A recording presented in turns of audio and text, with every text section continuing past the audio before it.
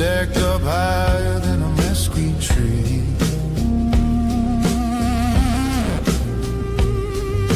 Watch us push back to the yellow line. Someone laughs, says, boy, you're wasting time. Red clay shadows in Fulton County, numbers jumping like a fever dream. Screens glow green, then the line goes cloudy, and the count don't match what their eyes have seen. Red clay shadows, who's in that room when the door swings shut at 2:13? Red clay shadows in Fulton County, and it don't look clean. It don't look clean. It don't look clean.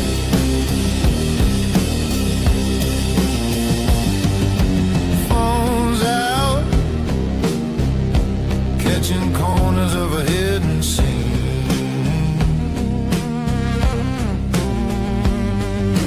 Blue bins rolling back in where they should have been clean. Coffee cold on a table by a back door light. Some folks swear they saw day turn into night. Red clay shadows in Fulton County, numbers jumping like a fever dream. Screens glow green, then the line goes cloudy, and the count don't match what the eyes have seen. Red clay shadows, who's in that room when the door swings shut at 2:13? Red clay shadows in Fulton County, and it don't look clean. It don't look clean. It don't look clean. I hear trust the tally, trust the tale, but the tale keeps changing by the hour. I hear count it once and call it real, but the ink runs thin when you hold that power. Yeah, yeah, who's smiling in the quiet? Who's wiping down the glass? Who's praying no one's watching when the minutes barely pass?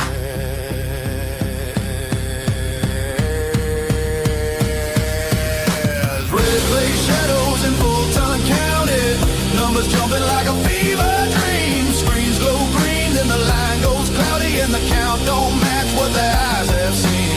Red clay shadows, say it out loud, what you hide between the lines and screens. Red clay shadows in Fulton County, and it don't look clean. It don't look clean. It don't look clean.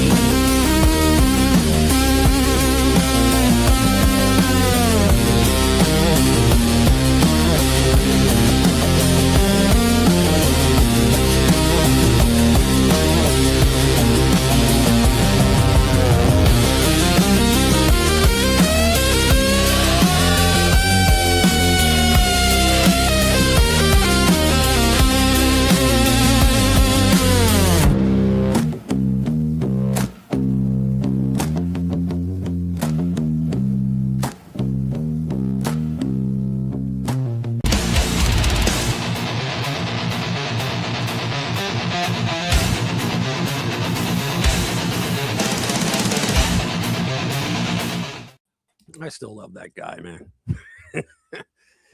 Yeah, nice little heavy metal ending there. Wow, it did the dual thing this week. I just noticed that. It's going to be in mobile as well, which sucks because we're not set up for mobile. I always pick landscape. How's everybody doing this week? You guys have a good week? Hey, Bobby, what's going on, brother? Good to see you, man. Let me see if you don't Democrats cheat. How are they supposed to win? I know. You know what? There's a meme going around that's an old meme, but I think it's pretty funny. It's don't let Donald Trump cheat.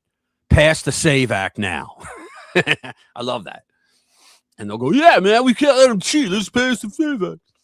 Dumbasses. Yeah, guys, we got a couple of, a few actual bombshell stories.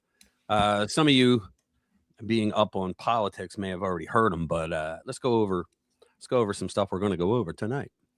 So let's see. Let's go down. All right. So let's start at the top. The FBI were wargaming January 6th in August of 2020, including infiltrating certain groups. They had 24. This is John Sullivan, who read some of the dropped files, right? The declassified files. And it turns out that they were running war games, if you will, tabletop war games on what to do to screw up January 6th for Trump. Now they're going to argue that no, we're trying to handle all the possible attacks or anything. Yeah, well then why didn't a single one of these so-called informants, and they were FBI agents. I like to call them informants because they were dressed in plain clothes on a mission, right? But they were FBI agents, right? And so if you really did this, right, then how come Chris Wray never told the president, the vice president, never told the Congress they were doing it, and never told the Metro Police or the Capitol Police that they were doing this? They were the ones that were in there that were getting rabble-rouse people up. They were telling, come on, let's go into the bill. They were the ones doing all that bullshit, right? And now that's out. Now here you go. Here's another bombshell, right? They definitely didn't see this coming, right? Trump, the info that was dropped within the last one of the Epstein files shows that Trump was actually the one from the very beginning. Like he was friends with them, and shit tons of pictures were taken, not because he was with Epstein, the pedophile, but because he was Donald Trump and everybody knew him because he was a brand, right? This was before he ever thought about politics, right? So he was still a brand. He would be on TV, give his advice, all that shit, right? So what happened was he literally called the police and said, yo, you got to look at this guy. This guy's doing horrible things to young people and with the island on. And he goes, and that Ghislaine Maxwell, he goes, she's evil. He goes, guys, take care of that, right? And so, and there's evidence of it. There's lawyers that are saying it. They're all like, yeah, I remember when he literally called the police. And so what the lib nuts are always banking on is the fact that Epstein wrote one time to somebody in an email when he was in prison. He said, Donald Trump is the most despicable person alive and all that. Well, yeah, if you found out that Trump was the one that turned your ass in and that's why you're sitting in a jail cell, you'd be pretty angry too. But these same a-holes who say, oh, Jeffrey Epstein was just a horrible person, but I believe him when he writes about Trump, they're just freaking morons, right? So Caroline Leavitt unloads on Obama over voter ID push. In other words, he's trying to get, they had to pull out the Barack, right? Barack Hussein, Milhouse Benito, Obama.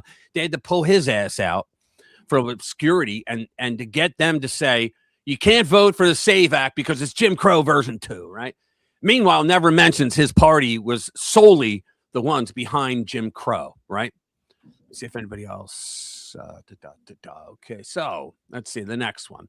Epstein revelation. This is from Ann Coulter. Okay, apparently she's back on Trump's side now, because in the first term, he wasn't able to do what he's doing now with getting rid of the illegals because he had to deal with Russia, and several thousand other things that the left threw at him. Right. So Epstein revelations you won't read in the New York Times. It's pretty good. Here we go. Trump baits Ilhan Omar and she swallows it hook, line, and sinker and makes a critical mistake. Bad Bunny's big lie was just exposed. That's going to be a good one. Winning, DHS celebrates a court victory ending illegal aliens TPS, the temporary protected status. See, the judges are on our side now. Why? Because they can't hide it anymore because Trump went through so many things with the Supreme Court with like this Boasberg, who's back in the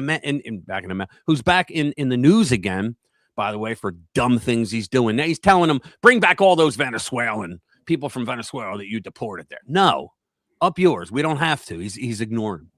All right. This guy, if you don't know who this is, Brandon Gill, check him out. He's freaking awesome.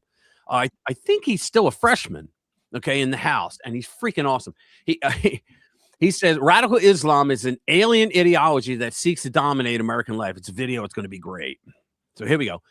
This one is really good. The answer to this, the moral obsession that drives anti-ICE protests. They have like a moral obsession, but they break it down pretty good. I think better than my version of why women, liberal women are in, why they always like support the wrong person. Here we go. Another day. Daycare for elderly was used to scam Medicaid for $120 million. And this time it was Koreans in New York, according to the DOJ.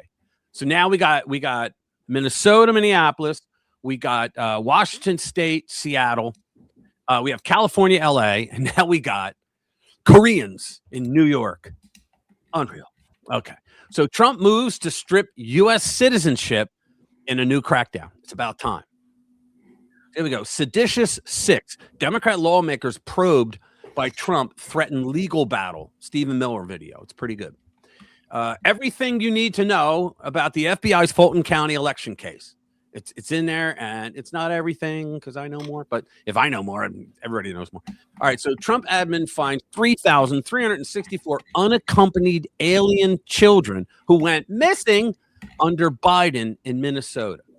The speech that Homan gives is pretty good. I mean, think about that, guys.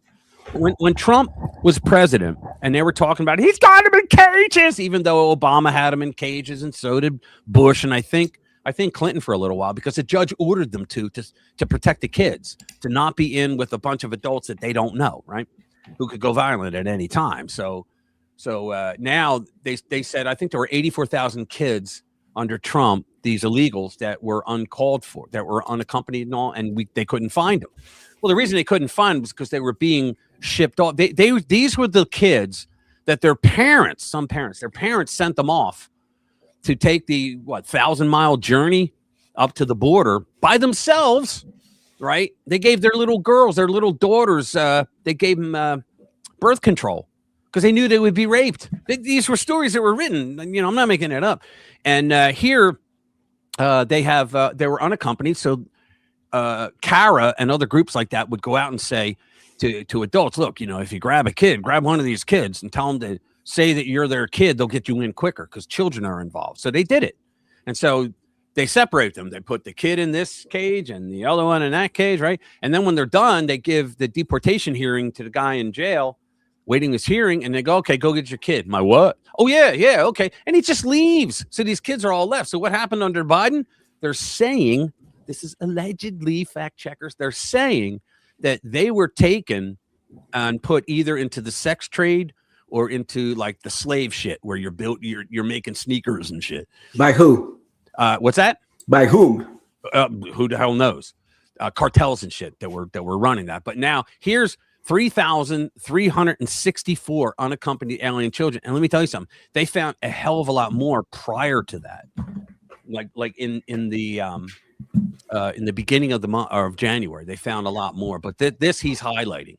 Okay. Yeah, but here's the question. If they were in federal custody and they ended up in some sort of slave labor, sex trade, whatever. Exactly. Who did that? Who? Exactly. And that's what the investigation's about. So AG Bondi is not finished reminding Americans what Dems are trying to distract them from. This is good, too. Record high number of detained illegal aliens are voluntarily leaving the country under the Trump administration. It's Gateway Pundit. Border czar Tom Homan announces end of ICE surge in Minnesota. And those fucking assholes, French Fry, Small Fry, whatever his name is, and Waltz are saying, yeah, victory. There's no victory. They got the job done. And now they're just going to keep like 500 agents there to do without a surge to do the cleanup. All right. So, I mean, these guys, yeah, we won. They left. Okay, fine. Whatever you need to sleep at night. Here we go. This is a big one, guys.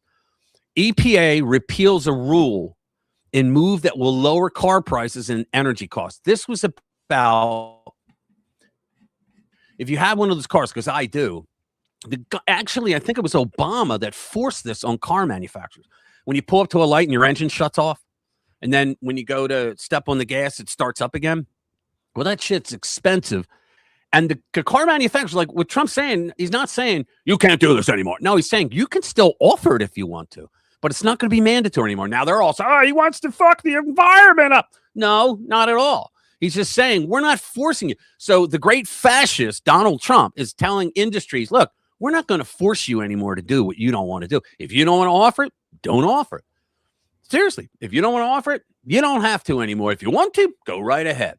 Now, if you think it'll sell a car, go for it. But you know what? Most people don't like it. This guy's, I'm starting to like this guy. I'm watching a lot of his stuff. Here's why debating leftists feels like banging your head against the wall. He does pretty good. This is hilarious. It's slightly long, but you're going to want to watch it. The kid on the left is a lib nut and has anti-Trump hater destroyed in debate. And it's worse than you think. The left are crazy evil. ICE Director Todd Lyons just revealed leftists posted videos of his wife walking to work. Talk about doxing, guys. They're saying, hey, look, this is his wife and she's walking to work. You know what to do. You know, that kind of crap. So they are freaking evil. And this one, you ought to be in jail. He tells this. Hawley goes off on Ellison, Keith Ellison, who is the a-hole AG of Minnesota. Okay, he has a very checkered past, right? But he goes off on him, and the guy's sitting there like all trying to be all kinds of confrontational and like snarky with him and all. And he goes, no. He goes, these are the words you said. Will you let me put it in perspective? He goes, well, I think it's in perspective. He goes, we have it up here, and then we have your next statement. And he goes, and we know exactly what you meant. All right, and it's really good. You'll see it. Here's the a-hole himself. Judge Boasberg. Okay, so here we go again. Corrupt Judge Boasberg orders Trump admin to return Venezuelan illegals deported under Alien Enemies Act. He doesn't have the authority to do it. I don't know why the Republicans and Democrats haven't gotten together and just impeached this asshole. All it takes is 51 votes. Or in the Senate, it takes 51 to remove. You don't have to get 2/3. And the House could impeach him right away. I mean, you get rid of this guy, the rest will fall in line. They will, because this guy was told by SCOTUS already, stop it. You can only rule things in your district. Now he's telling them to return Venezuelan illegals deported, whether it's in his district or not. He's in D.C., right? Climate alarm is on the run because it's nonsense, and they're finally coming out with real signs. FBI confirms vote counting irregularities in Georgia. So that's a big story. Federal employment at the lowest point since LBJ era as DOGE reductions take hold. Now, the federal government was pretty much in my lifetime the number one employer in the country. That's not a good thing. And Walmart was like number 2. So I'm hoping Walmart is now number 1 because it means that I don't care about Walmart. I mean, it's just a private corporation as opposed to the government. Hey, what's up, Chris? Good to see you, man. Let me see what you say. I saw a funny meme. Obama's borders are deported many millions more illegals and got on a war. Trump's borders are called a notch. I know, man. You know what's funny, too? The deportations that Obama did were not real deportations. What they did was, hey, what's up, Chris? Good to see you, man. What happened was Obama told his border guards, his border patrol, he told them if you catch them at the border, you don't let them in, but you get their thumbprint, they sign a document you're going to come up with, they put their name and all that in it, and then you turn them around and walk them away. There was no hearing.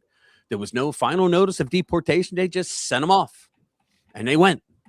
And he called it a deportation. That's what he did. Drop something. Yeah, so that's bullshit. That was bullshit from the beginning. So California budget, this was me. If you didn't see my video, California, this is important, though. The budget could collapse if the billionaires leave, and they're already leaving. I think there's like 7 of them that already left. And like in my story, I talk about how Zuckerberg actually left, and he bought a $200 million house on Indian Creek Island in Florida, and he's trying to avoid the Democrat. They passed a law that is a one-time wealth tax of 5% for anybody that makes over $1 billion. Yeah. Right? Do you remember that time in like 1913 or around there where there was an income tax of 1%, just one time? That's what my story says, and that's what I was just about to get to. Like they told us that, well, it's only going to be 1% if you make over $1 million. This was in 1912 when they didn't. Well, they passed it, but it didn't get ratified. It was never legally ratified. It's just that who was the guy in at that time? I forget the president at the time, but I think it was Taft. His Treasury Secretary just said, yeah, it passed. Okay. But it did not. A guy wrote a book about it and went to every single state and went to their Secretary of State office and did the FOIA request to get how they turned it in. And there's certain rules for an amendment. If you don't sign it and you mail it in, it doesn't count. If you change any of the wording in it and sign it or not, it doesn't count. If you don't send it, it doesn't count. They just took everything as if it was there. Okay, what year were you looking for? If it's 1912, it was 1912. Yeah, it was 1912 and 1913. Coincidentally, the 16th Amendment was done the same year they created what? The Federal Reserve. The Federal Reserve Act was the same year. Why? Because they worked in conjunction. The progressives wanted to be able to spend more money because even back then they ran out of ideas. So they wanted to buy votes. And a lot of them were Republicans. The Republicans were progressives in the beginning. They were whacked out crazy. Okay, as far as wanting government to do shit. Like, for example, they told people in the beginning that welfare used to be, they called it poor relief. So if you're in your town and you didn't want to work because you were drunk, your family would starve. Okay, because the government wouldn't give you money. So what happened was there was a thing they created called family relief. And like you could go to the barbershop and the guy would say, yeah, I'll pay you if you sweep like all day long, clean thing, all that shit. So they had to work, right? Well, the Republicans came along and they were like, no, don't do that. Don't do that at all. You know, like, don't do that. We want the government to have to pay for all this. So like, how's the government? Well, we're going to say, you know, these people are going to die, you know, because nobody's hiring them anymore. And then we're going to get the government to create the Republicans actually did that. But then they smartened up and they went to the right. And the Dems actually went to the left at that point, and that's a true story. So anyway, yeah, if they think about this, guys. Well, I'll read the story to you and tell you because it's very interesting. The economy added 130,000 jobs in January. The unemployment rate fell to 4.3%. So already we're starting to see, because January is usually a shitty month for that, you know, because it's the new year. You just got done Christmas, all that, right? Books, the books are starting over again. Well, a lot of them do it in October, but now a lot of companies do it in January.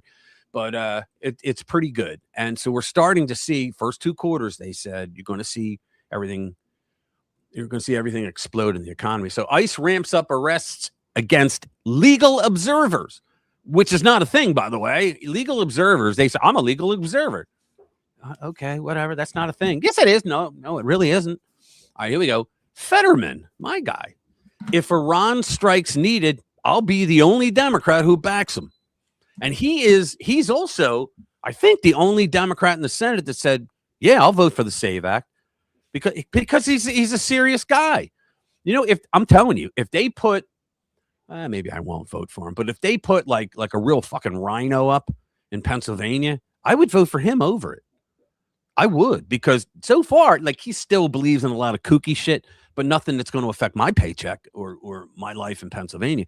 For all the big things, he's with Trump on a lot of it. And I honestly don't think that he's doing it just to get reelected, because I listened to some people that were in politics that knew him for years, even Republicans. And they said, they said John Fetterman, after he had his stroke, is not the one.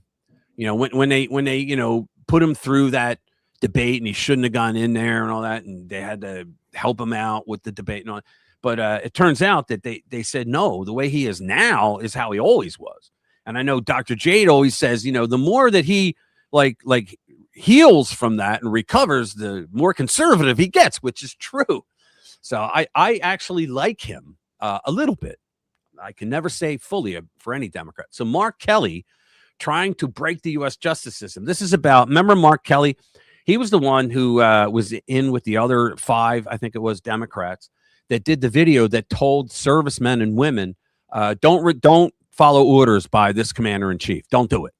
Well, some judge threw the case, or no, a grand jury threw the case out because the grand jury was in D.C. And Trump would never get a fair trial, or the DOJ under Trump in D.C. with a grand jury. It would just never happen.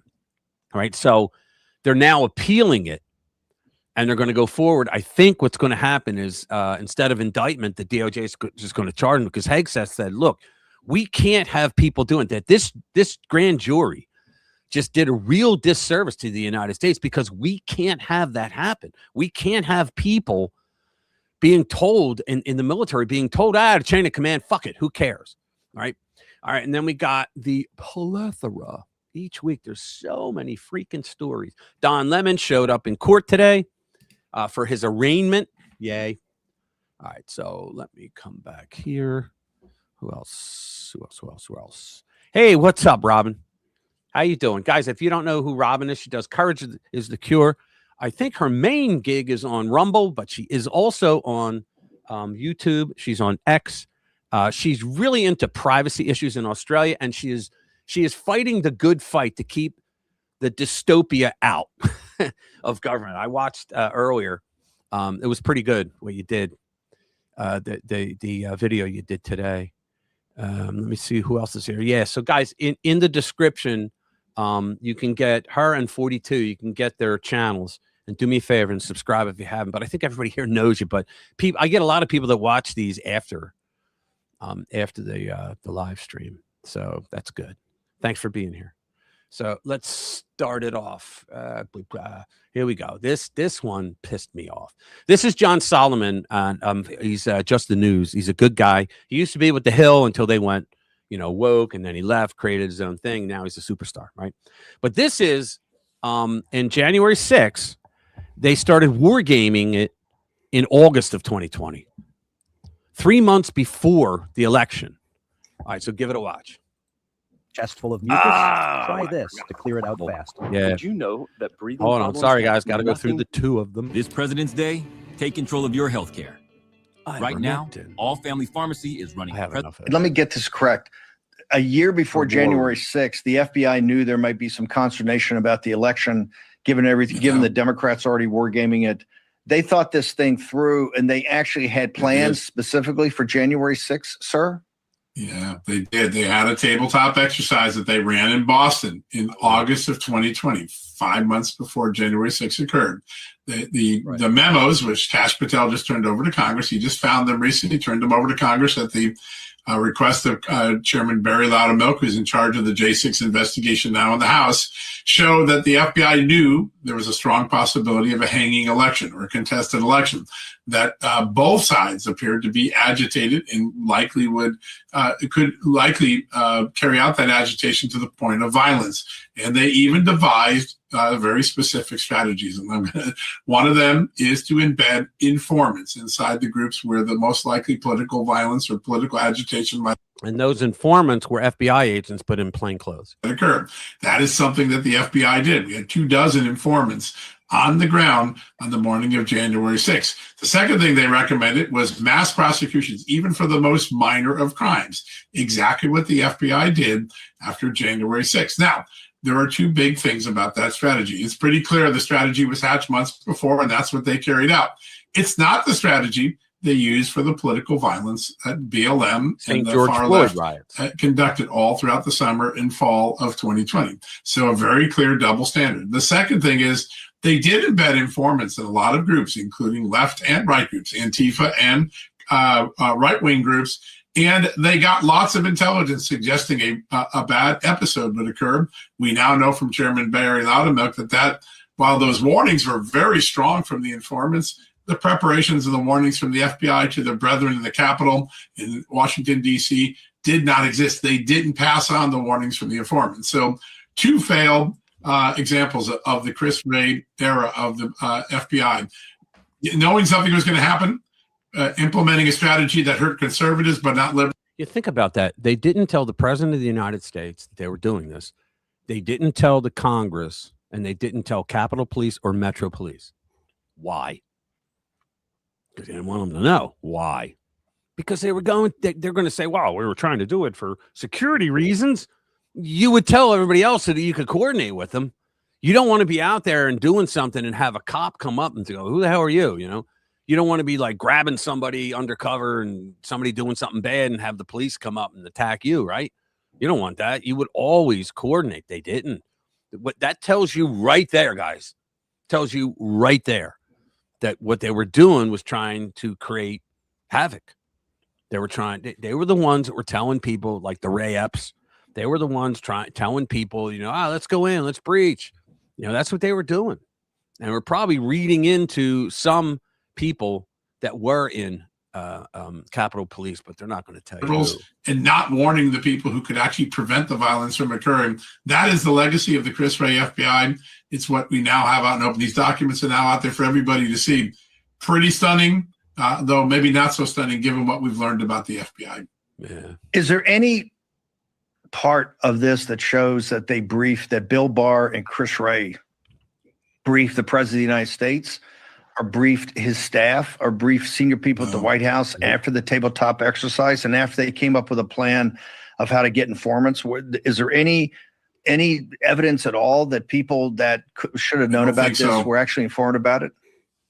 No, it doesn't look like the Attorney General knew, Bill Barr, or the brass, at least not as of now. There's no documentation showing that. There's no mention of it in the documents even suggesting that we alert the Attorney General or the Homeland Security. Because it was a freaking setup. Department or the Capitol Police. I swear to God that all those people that got pardoned now, that were arrested for adhering to the velvet ropes inside when the cops let them in, they got to sue the living shit out of Pelosi, out of Chris Wray, and anybody else that was involved. Brennan, all of them.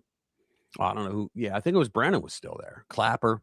Or the Washington, D.C. Metropolitan Police. So it looks like the insular sort of pillared FBI existed again. These are the same diseases that affected the FBI before 9/11, and you're starting to see the same thing.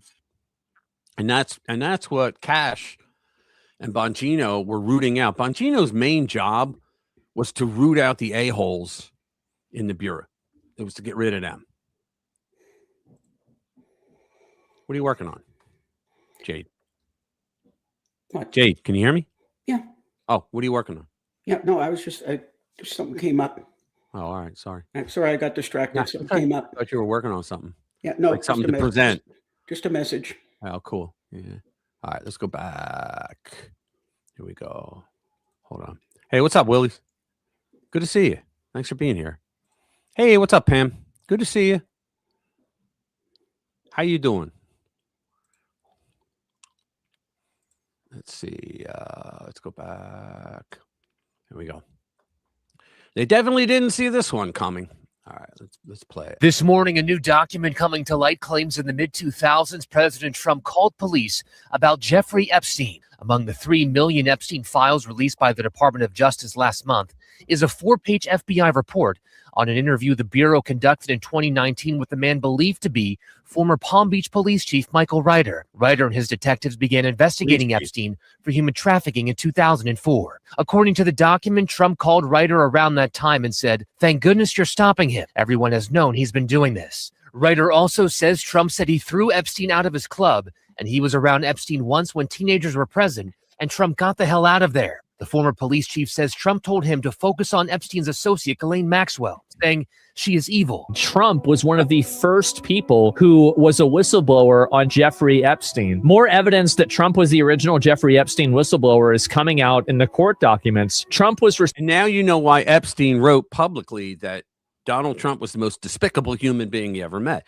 because he had found out right before that it was Trump was the reason why he was in prison. And yet if you go on social media now, the lib nuts think that they're going to upset MAGA people by directly calling Trump a pedophile. Responsible for Epstein's first conviction. So you remember whenever this came out? When he first heard the rumor, he kicked him out of Mar-a-Lago. He was an FBI informant. I can tell you that I talked to President Trump back in 2009, and several times after that, he helped me. He got on the phone. He told me things that were helping our investigation. I now see why Biden didn't release the Epstein files when they had 4 years to do so. I don't think anybody was predicting this. This is also one from 2016. Bill Clinton. Got a lot of problems coming up, in my opinion, with the famous island with Jeffrey Epstein. A lot of problems. That island was really a cesspool. There's no question about it. Just ask Prince Andrew. He'll tell you about it. The island was an absolute cesspool. So now that more of the Epstein files have been released and the president has been exonerated, I would like to see major news media outlet, all of the journalists, all of the people who smeared President Trump be sued by his administration. Oh, yeah. Because to accuse a president of abusing children, sexually abusing children, is absolutely deplorable. It's defaming. Well, we It's are deplorables. humiliation. It's a dangerous game to play. I mean, politics is really dirty and dark. I hope that President Trump bankrupt these up, people, 40? and I hope that the politicians that went on their platforms and accused President Trump of being in the files of allegedly abusing children, I hope that they get sued, because this is something They will. serious. Can you imagine his wife, his children? Just remember, they never these a-holes today who are saying this, they never learned their lesson from little Georgie Stephanopoulos, right? It was ABC. They had to put out millions because he said he was a convicted rapist. He was never even charged with rape, right? And he kept saying, if someone said he wasn't a rapist, yeah, he was. He was convicted of rape. He's a rapist. No, he wasn't, right? So now they're going around saying he's a pedophile and all this just because his name was in there a lot, right? His name was in there a lot because Epstein hated his guts because he's the one that turned him in. His grandkids having to see all of these smear campaigns being put out about the president. It's absolutely unacceptable. So I would love to hear from the victims. Name names. I don't care who it is. I don't care if this person is Republican, Democrat. If you hurt a child, you deserve to be exposed. And even after the files have been put out, that President Trump was the first to go and report Epstein to the authorities, and he reported Ghislaine Maxwell. What did all of the other celebrities do? You all stood by and watched. What did the other politicians do? You took Epstein's money. You knew what was going on. Don't tell me for a second that neither one of you knew. Exactly. Didn't know. You all hosted him. You had parties. You went to his place. We need to start holding these people accountable. And it's your favorite celebrities, your favorite talk show hosts. These people are in knee deep with Epstein, and they knew about it even after his indictment. So keep that same energy that you had for President Trump with the Clintons, with Jay-Z or whoever the case may be, because there are a lot of people mentioned in those files, a lot of people. And the victims have been saying it for such a long time. You all have ignored them. You picked and choose who you want to target, and you targeted Donald Trump. Right. You targeted him because you hate him. Right. You dislike him. Exactly. And to me, that is just not right. It's so wrong. And I hope he bankrupt all of you. Yeah, but she's a racist. Oh, wait, no. All of you. You went on the social medias and put that out there. No, that is not what Carolyn Levitt said yesterday during the press conference. She did not tell the American people that they're ready to move on from the Epstein scandal. In fact, it's just getting started. Maybe some folks over on the left, the propagandists and the liars, should take some active listening classes. Yeah. Because if they actually listened to what she said, they would have had a very different understanding of where we're going. Guys, this is like a warning shot that he's going after everybody now. Remains true, and this call, if it did happen, corroborates exactly what President Trump has said from the beginning. And I'm sure many of you, when you read that alleged FBI report, probably thought to yourself, wow, this really cracks our narrative that we've been trying to push about this president for many years. So we're moving on from that. Color me shocked that a leftist account on X called Fact Post would get it so wrong. Did you hear what she said? She said, when talking to the media, that the narrative that they've been crafting about this president for so many years, we're moving on from that. That's right. We're moving on from the narrative that the leftists have been trying to propagandize the American people with and gaslight us into oblivion, because now that we've seen over 4 million documents, we know, as we always did, that it's not true. Very much. And now everyone else knows. We don't have to watch anymore, but that was good. In other words, this is the dawn of everybody realizing that they were full of shit the whole time, and that they do what they do when they get in trouble. They blame the other guy, and right now they're blaming Trump because they want him out. They want to be out. See, right now they're in the mode. The Democrats in Congress are in the mode of, okay, so every little thing he does, then we have to figure out how we can use that to impeach him when we get back in power. So, and if you guys don't vote, country's fucked. So you gotta vote. Okay, so excuse me. Caroline Leavitt unloads on Obama over the voter ID thing. We have a thing called the SAVE Act that's coming up. They passed the House, and now I think the whip on this is actually Lee, Senator Mike Lee, who's a good guy. I've read a couple of his books on the Constitution. He should be on the Supreme Court if there's an opening. Trump should ask him to go on the Supreme Court because he's from Utah, and Utah's a red state. They're not going to lose the seat. But what's called? He's the one whipping up. I think we're at 48 now, if I'm not mistaken. We just need 50, and then tiebreaker comes in. JD Vance comes in and breaks the tie. Thanks, Willie. Appreciate it, man. So let's see, Caroline Leavitt. So White House press secretary cites polls showing nearly 90% of Americans support voter ID requirements. The left is saying that the voter ID, that it's racist and whatnot. I watched several videos today that were hilarious, where it was like Black Americans saying, you know, oh, geez, I don't know how to get an ID. What do I do? How do I drive? Oh my God, I'm driving without an ID. How do I go into a bar? Holy mackerel. How do I fly on a plane? I don't have any ID. I'm too stupid. It was really funny. So let's just give this a watch because, see, in other words, the signal, you have to read the signals. The signal that Barack Obama came out against this is that the Democrats are so panicking that they are losing on this. They had to pull out the old warhorse, who's not exactly very popular anymore, but they had to pull Barack Hussein Milhouse Benito out to try to do his arguments. Here to discuss White House Press Secretary Caroline Leavitt. Caroline, thanks so much Volume's for joining all the us way tonight. up. Oh, no, it isn't. Look, they are not tamping down this rhetoric. It's fantastic that we're seeing these arrests and federal charges filed. These threats, just every day we hear a new threat. But what can the administration do at this point?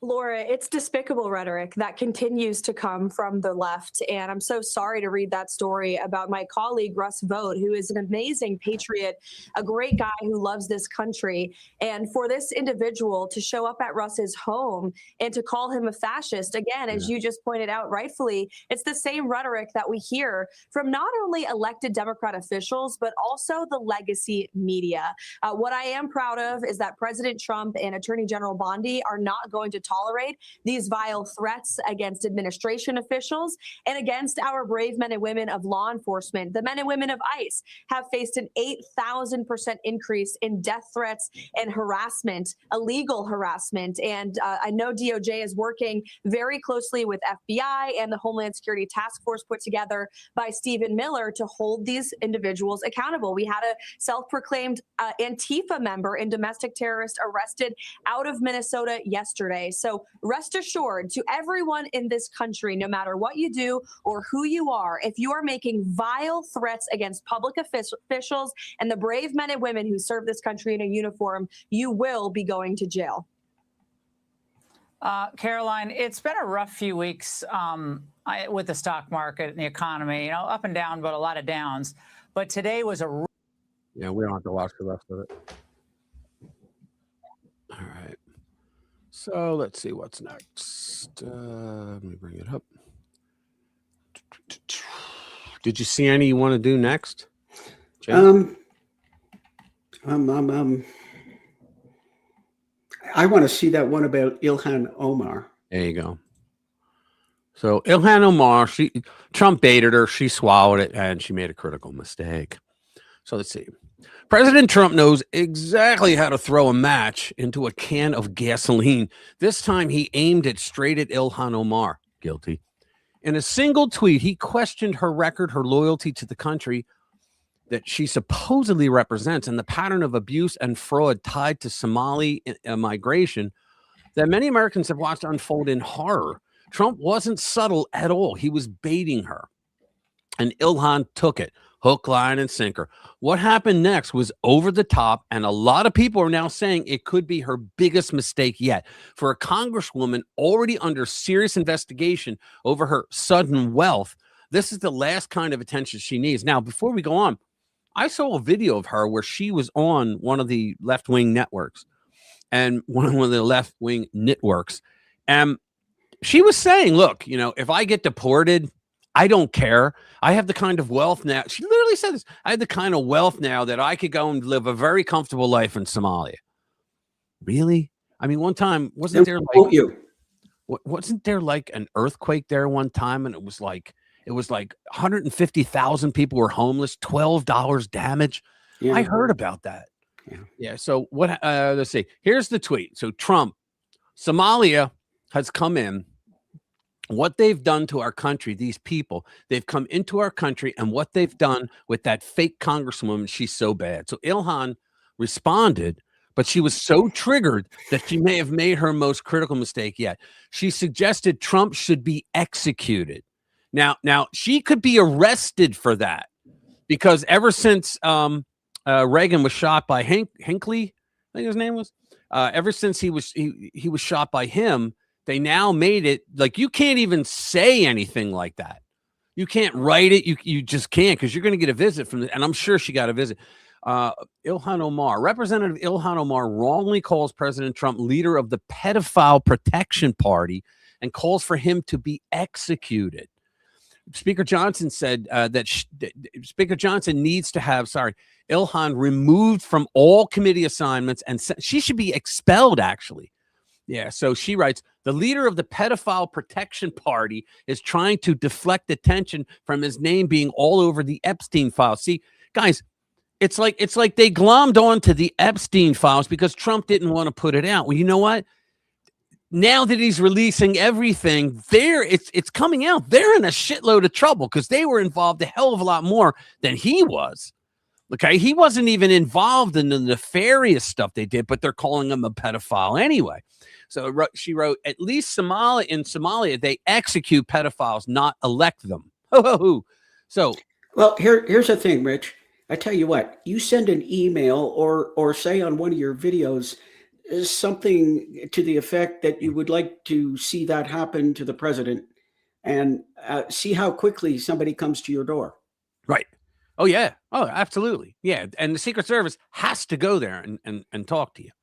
So let's get on with this. So there was a line between political rhetoric, like what Trump said, and something far darker. When a sitting member of Congress says, at least in Somalia, they execute pedophiles, not elect them, she knows exactly what that means. Now, this kind of bullshit rhetoric is what led to him being shot in a year, and that other idiot that just got life plus 24 more years or months in prison.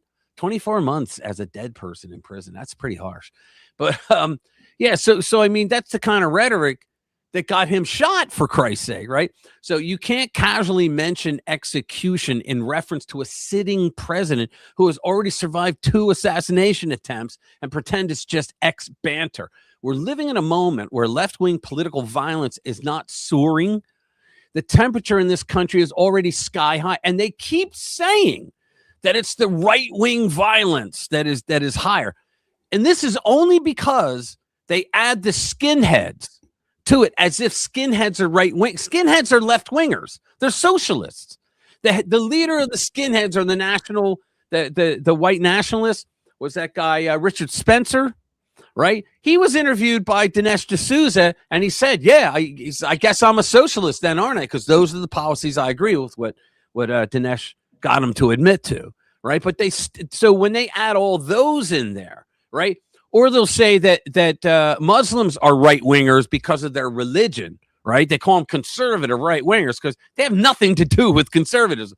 But if they they behead their wife, something like, or do some shit like that, right? That's right-wing violence. You remove all that, it's like minuscule. You're like, really, where the hell is the violence, right? But that's what they love to do, and every single moron in the media just agrees with it, right? And here's the bigger problem for Ilhan Omar. She didn't just lash out violently at Trump. She showed a level of volatility that raises serious questions about her judgment. Yeah, for someone already under heavy scrutiny, a move this dramatic and ugly looked like pressure cracking. Like I said, she believes that she can just leave the country and go back to Somalia and live a very comfortable life because she thinks, look, I'm just going to say it. She has black privilege in her mind. She thinks because she's a black female Democrat that no one's going to throw her ass in jail. That's why she's behaving this way. You can disagree with Trump and criticize him, but when you flirt with words that normalize execution in the middle of a violent political climate, that's a whole new level of scandal. And now this has people asking the biggest question of all. George Santos was shown the door so fast it gave people whiplash. Remember him? He's actually a very funny guy, and I would love to party with him, by the way. Just once, Republicans turned on him and didn't wait for some long legal saga. They cut him loose before he was ever formally charged. He went to prison, though. The message was simple. If you become a liability, you don't get protection. So why doesn't the same standard apply to Ilhan? I'm going to tell you why. Because Democrats a long time ago, they decided that if one of our own does something wrong, we circle the wagons because they have a groupthink mentality. And so they believe that if one of their own gets nailed on something and they don't support that person and say, it's all bullshit, it's a lie, they didn't do it. If they don't do that, they believe that all of them are going to be looked at the same way. So they would all be an Ilhan Omar who just threatened a sitting president with execution, right? And that's because they look at us the same way, right? But Republicans will throw out the bad members. They did with Santos. They did it with several people. We did it with Mitt Romney. We got rid of him, right? And that was by the people in Utah saying, no, you're done. You're an ass. And that's just because he was an idiot. Yeah, he was an idiot. And well, it's because they wanted Trump. They overwhelmingly voted for Trump. And he begged Trump, ready? Here's some inside baseball. He begged Trump for an endorsement for the Senate seat. And Trump wasn't going to do it. But then he begged him on the phone. And Trump said, okay, fine, you got it. And he gave him a really good endorsement. And he won. And then right before he was sworn in that senator-elect period, if you will, he goes and does an op-ed with the Washington Post, the D.C. rag of record, saying, I'm not going to be a rubber stamp for Donald Trump. In fact, I'm going to hold him accountable. And you're like, well, what the fuck is wrong with you?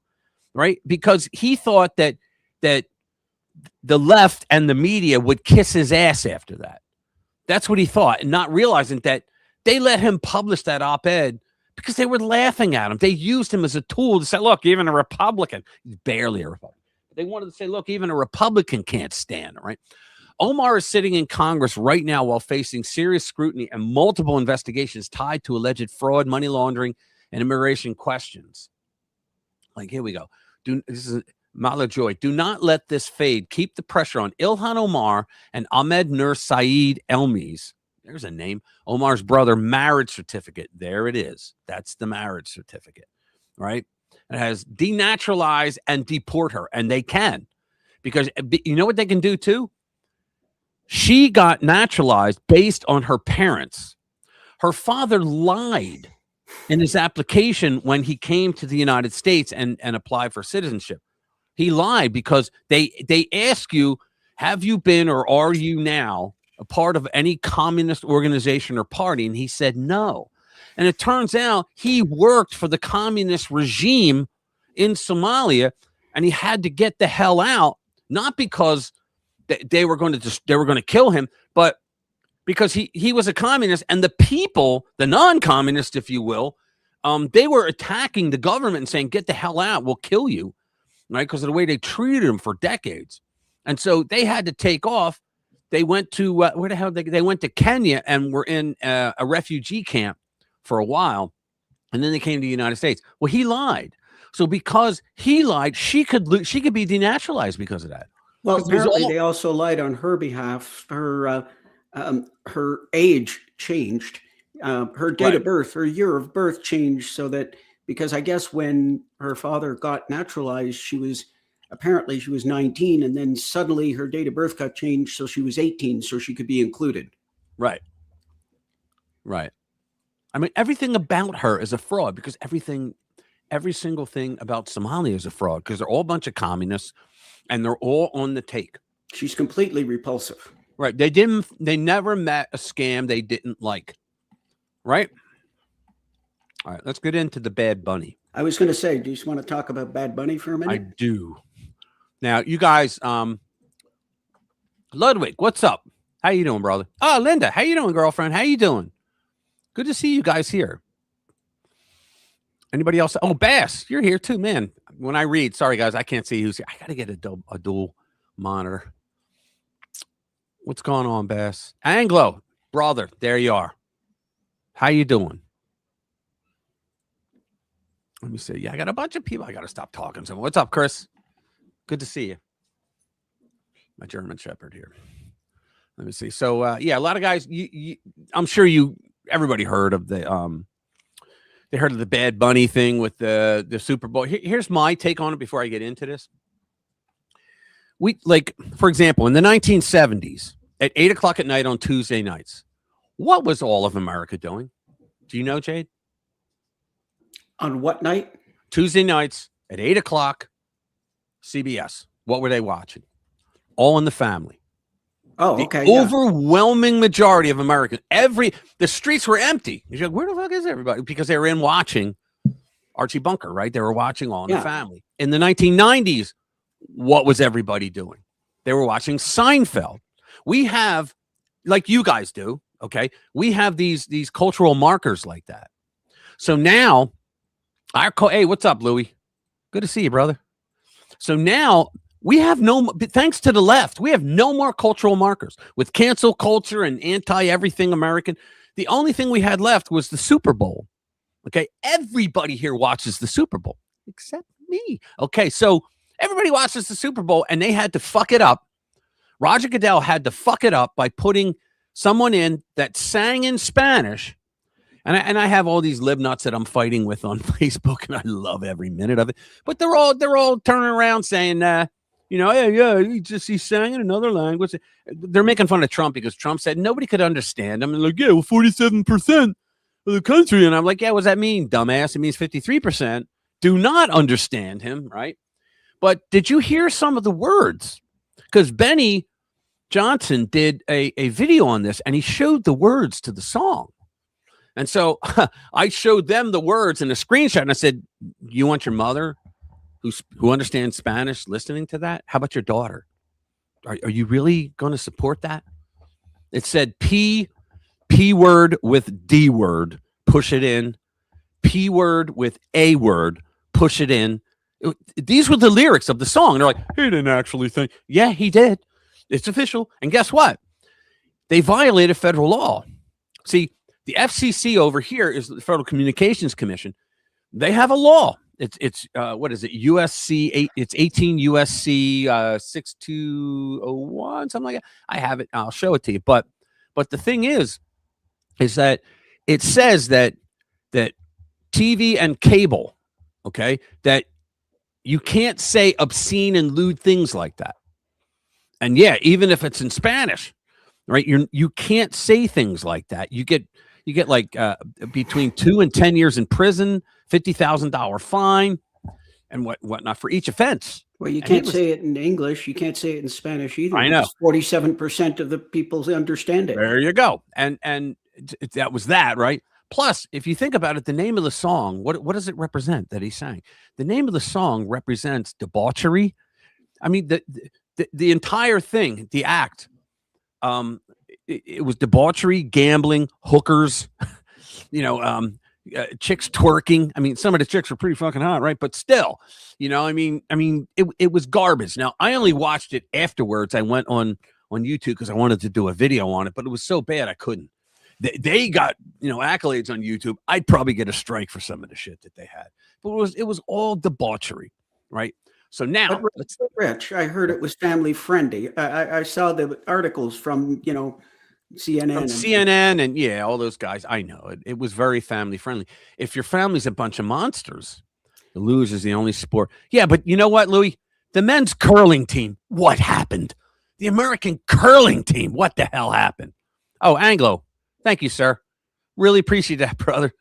Appreciate that very, very much. Thanks, man. Let me see. American football is the most boring sport in the world, especially with its degenerate halftime show. There you go.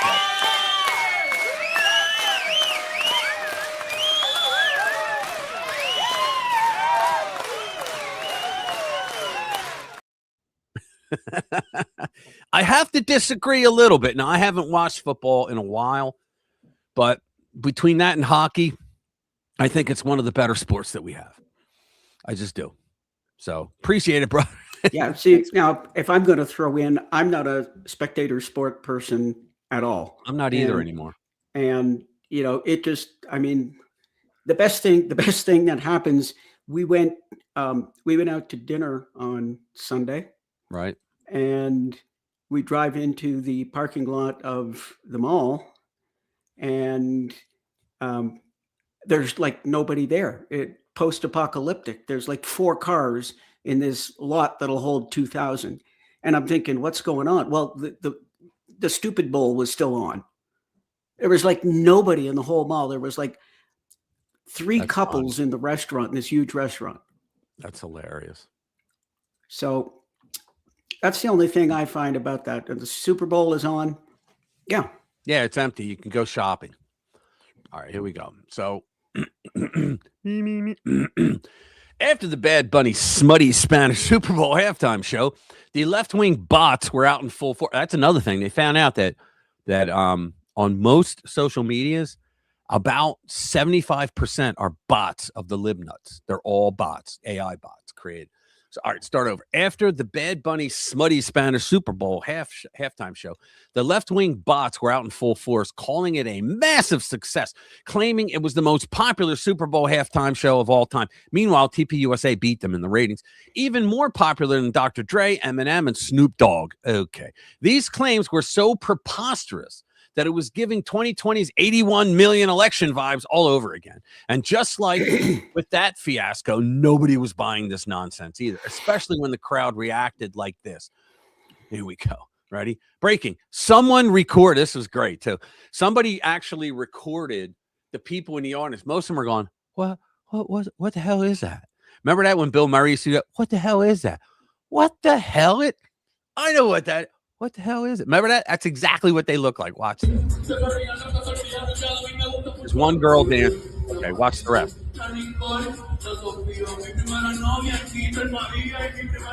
There was one woman that was watching TPUSA. She was there, but watching TPUSA. Look at them all. They're like, what the hell is this?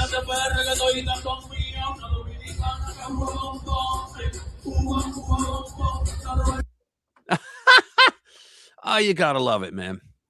So, yeah, this was Benny. Did he play the whole thing? I don't think so. Is his thing in? Oh, look at this shit. He's in a freaking dress. Holy mackerel. He's in a dress. Okay. So it's no wonder that Americans said no thanks in record numbers. Gunther Engelman. Gunther's pretty good. He's on X. Follow him if you get a chance. Bad Bunny just got hit hard. His Super Bowl halftime show lost millions of viewers right when he took to the stage. Nielsen data shows a 7.7 million viewer drop from 135.9 million pre-halftime to 128.2 million during his set, a record exodus percentage from the game's peak. Now, let me say this. I think that from now on, you're going to see the Bad Bunny thing. I think from now on, TPUSA is going to do it every single year, and it's going to be so much better starting next year because they only had 2 months to put this thing together. All right. And they're going to, I think they promised they're not going to have any artists come on who are going to lip sync anymore. Okay. You heard about that, right? Kid Rock lip synced. And I was like, what the hell is he doing? He did not. Like, yeah, okay. He's singing, and then he puts his arm down with the mic, but he's still singing. He's still singing. And brings it up. He was lip syncing. I saw I don't know why he did that, but he was.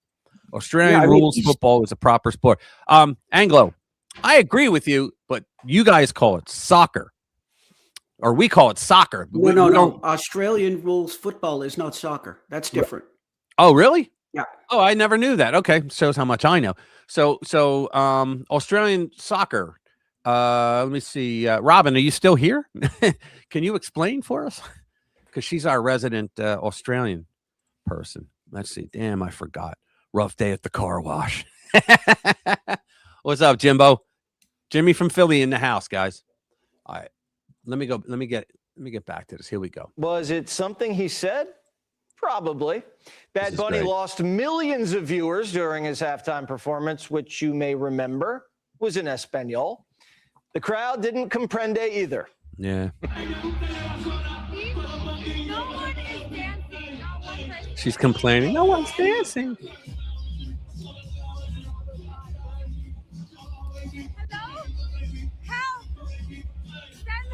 You're a moron. According to the numbers, Bad Bunny lost a record slice of Super Bowl viewers during halftime, but it also could have been that people turned it off because the game sucked. Did you like the Bad Bunny halftime? You know what I think is so amazing? No, I didn't like it. And as I said at the time, like it there were when I 0 saw words it. spoken in English. So I thought I was watching a Joe Biden speech. It gave me flash. Yeah, guys, think about it. The Super Bowl is just pro-America, right? Everybody watches it. It's an American thing. All right. There's no other countries that are involved. It's an American thing. All right. So when Goodell said, I wanted to reach out to other countries. Yeah, you don't do it by having them come in and sing a halftime show in Spanish.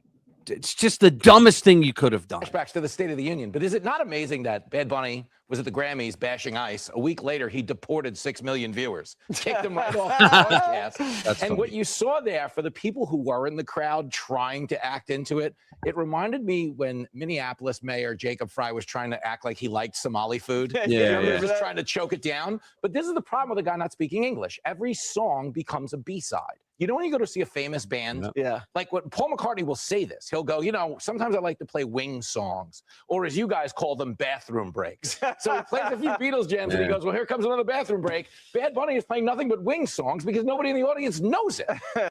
I know. And how many times did he grab his crotch? I know. Unreal. Hey, go ahead Unreal. and share my screen for a sec. Oh, okay, cool. There you go. You got it. Okay. Aussie so- football rules. Oh, okay. Yeah. So You got to increase it. Scroll it up. I can't read it. Okay. I I can do this. I can do this. You can. I know. You can. Adam Sandler. Yeah. How am I doing? Anglo again, brother. Let me see. Australian rules. Okay. Football. I don't know how to make it bigger. Thanks, man. I really appreciate it. How do I make it bigger? Rugby is rugby. Okay. Yeah, Yeah. it's- You know what? okay. I actually like rugby. Australian rules football. I guess they Okay. call it footy. All High right. contact. Look at. They don't wear any protective gear. I no know. I pads. know. But you know what's And- funny? We used to go into bars. Let me interrupt. We used to go into bars and see that shit up on the screen, and we used to stand there, and like all the people would listen and start cracking it. We're like, wait a minute, they don't have any helmets on. Hold it. Why are both teams in the same huddle? How do they get the ball, and what do they do with it? We were just yelling stuff. Louis, you and I did that a couple times. Go ahead. I'm sorry for interrupting. Go. Yeah, but there's very little in the way of protective gear. No helmets. It's played with an oval ball. It's not soccer, and it's not rugby. It's Right. very different. It's Okay. not rugby. But I understand Um, rugby. And here's a little bit of the action. You can see them running around. They toss it. They throw Yeah. it. They punch it. Oh yeah. It's like lacrosse without the sticks. I'm kidding. Yeah, I can see that. I can see that. Yep. Yeah, Yeah. dude. I've watched this. You're right. I like it. I actually like it. And that stuff like that. Yeah. All right. So that's it. Gonna pull it. Thank you. Thank you very much. Do you have a moment this week or no? Did you find anything? Not really. That was it. Okay. Well, let's see what time. It's 7:00. We have a story of the week. Feel good story of the week. Let me see if I can bring it up. All right. We're going to calm things down by doing the feel good story of the week. Gather round and take a peek. It's the feel-good story of the week. Smiles and laughter, joy will seek. The feel-good story of the week.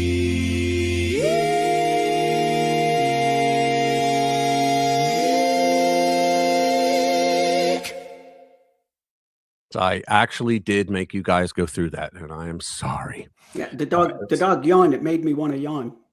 Yes, especially when they do the bouncing.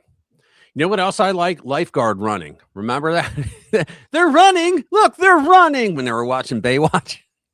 Joey and Chandler. Gay. Yeah, exactly. You're probably the kind of guy that likes women's Jello wrestling. Mud wrestling is better, but yes, I like the chocolate pudding pop type wrestling. Yeah, that kind of thing. Mud wrestling, Jello wrestling. Right. So this is viral stories, and stepmom delivers special wedding vows to 4-year-old. His reaction breaks my heart. There's nothing quite like a wedding to bring tears of joy. There was this little kid, father's in the military, they're getting married, and that's his son, right? And she said something to him that made him burst out crying, but it's cool. That was a lesson learned the hard way by 4-year-old Gage when he struggled to battle his emotions as his father, U.S. Marine Corps Sergeant Joshua Newville, married senior airman Emily Lehan in Ripley, New York. Little Gage was doing quite the job of keeping it together. That was until his father's bride read vows that she had written specifically for the kid. This is pretty good, right? And then he just freaks out. Oh, no. But they got the video down here right now. She's holding him. Ah, that's cool, right? So here we go. It was an unexpected moment when bride Emily Newville turned to her new stepson Gage to read wedding vows she had written just for him. I want you to be safe and to try your hardest and to be a good person. Don't cry, baby. Surprised by the kind words, the 4-year-old burst into tears. I know that you and I will butt heads, but I am. Aww. Buddy, it's okay. Look at him. The wedding took place last Saturday in upstate New York. It was just a beautiful day. It really was. It couldn't have been any better. When she said everything about me, I was done crying, and then when it was over, I was crying. The senior airman says the moment Marine Corps Sergeant Joshua Newville asked her to marry him, she thought of Gage. I couldn't be more thankful for how we've, gotten to know each other. He's crying again. Watching how Emily interacts with Gage, I could tell from the get-go. See, the problem is when he's 16 and he gets in trouble, or he has a girlfriend come over, they're going to play this video for her. It was genuine. It was authentic. Hey, Will. She had for him. Oh, yeah. Hey, Will. The video has been viewed hundreds of thousands of times. The Marine says it was an incredible moment, admitting he got choked up too. I really hope that when I get back to my unit, it's the harassment's not too bad. It means funny. an awful lot when you have someone that is willing to love your child as if they were their own. Look You at have that. helped shape me into the woman that I am today. And I may not have given you the gift of life, but life surely gave me the gift of you.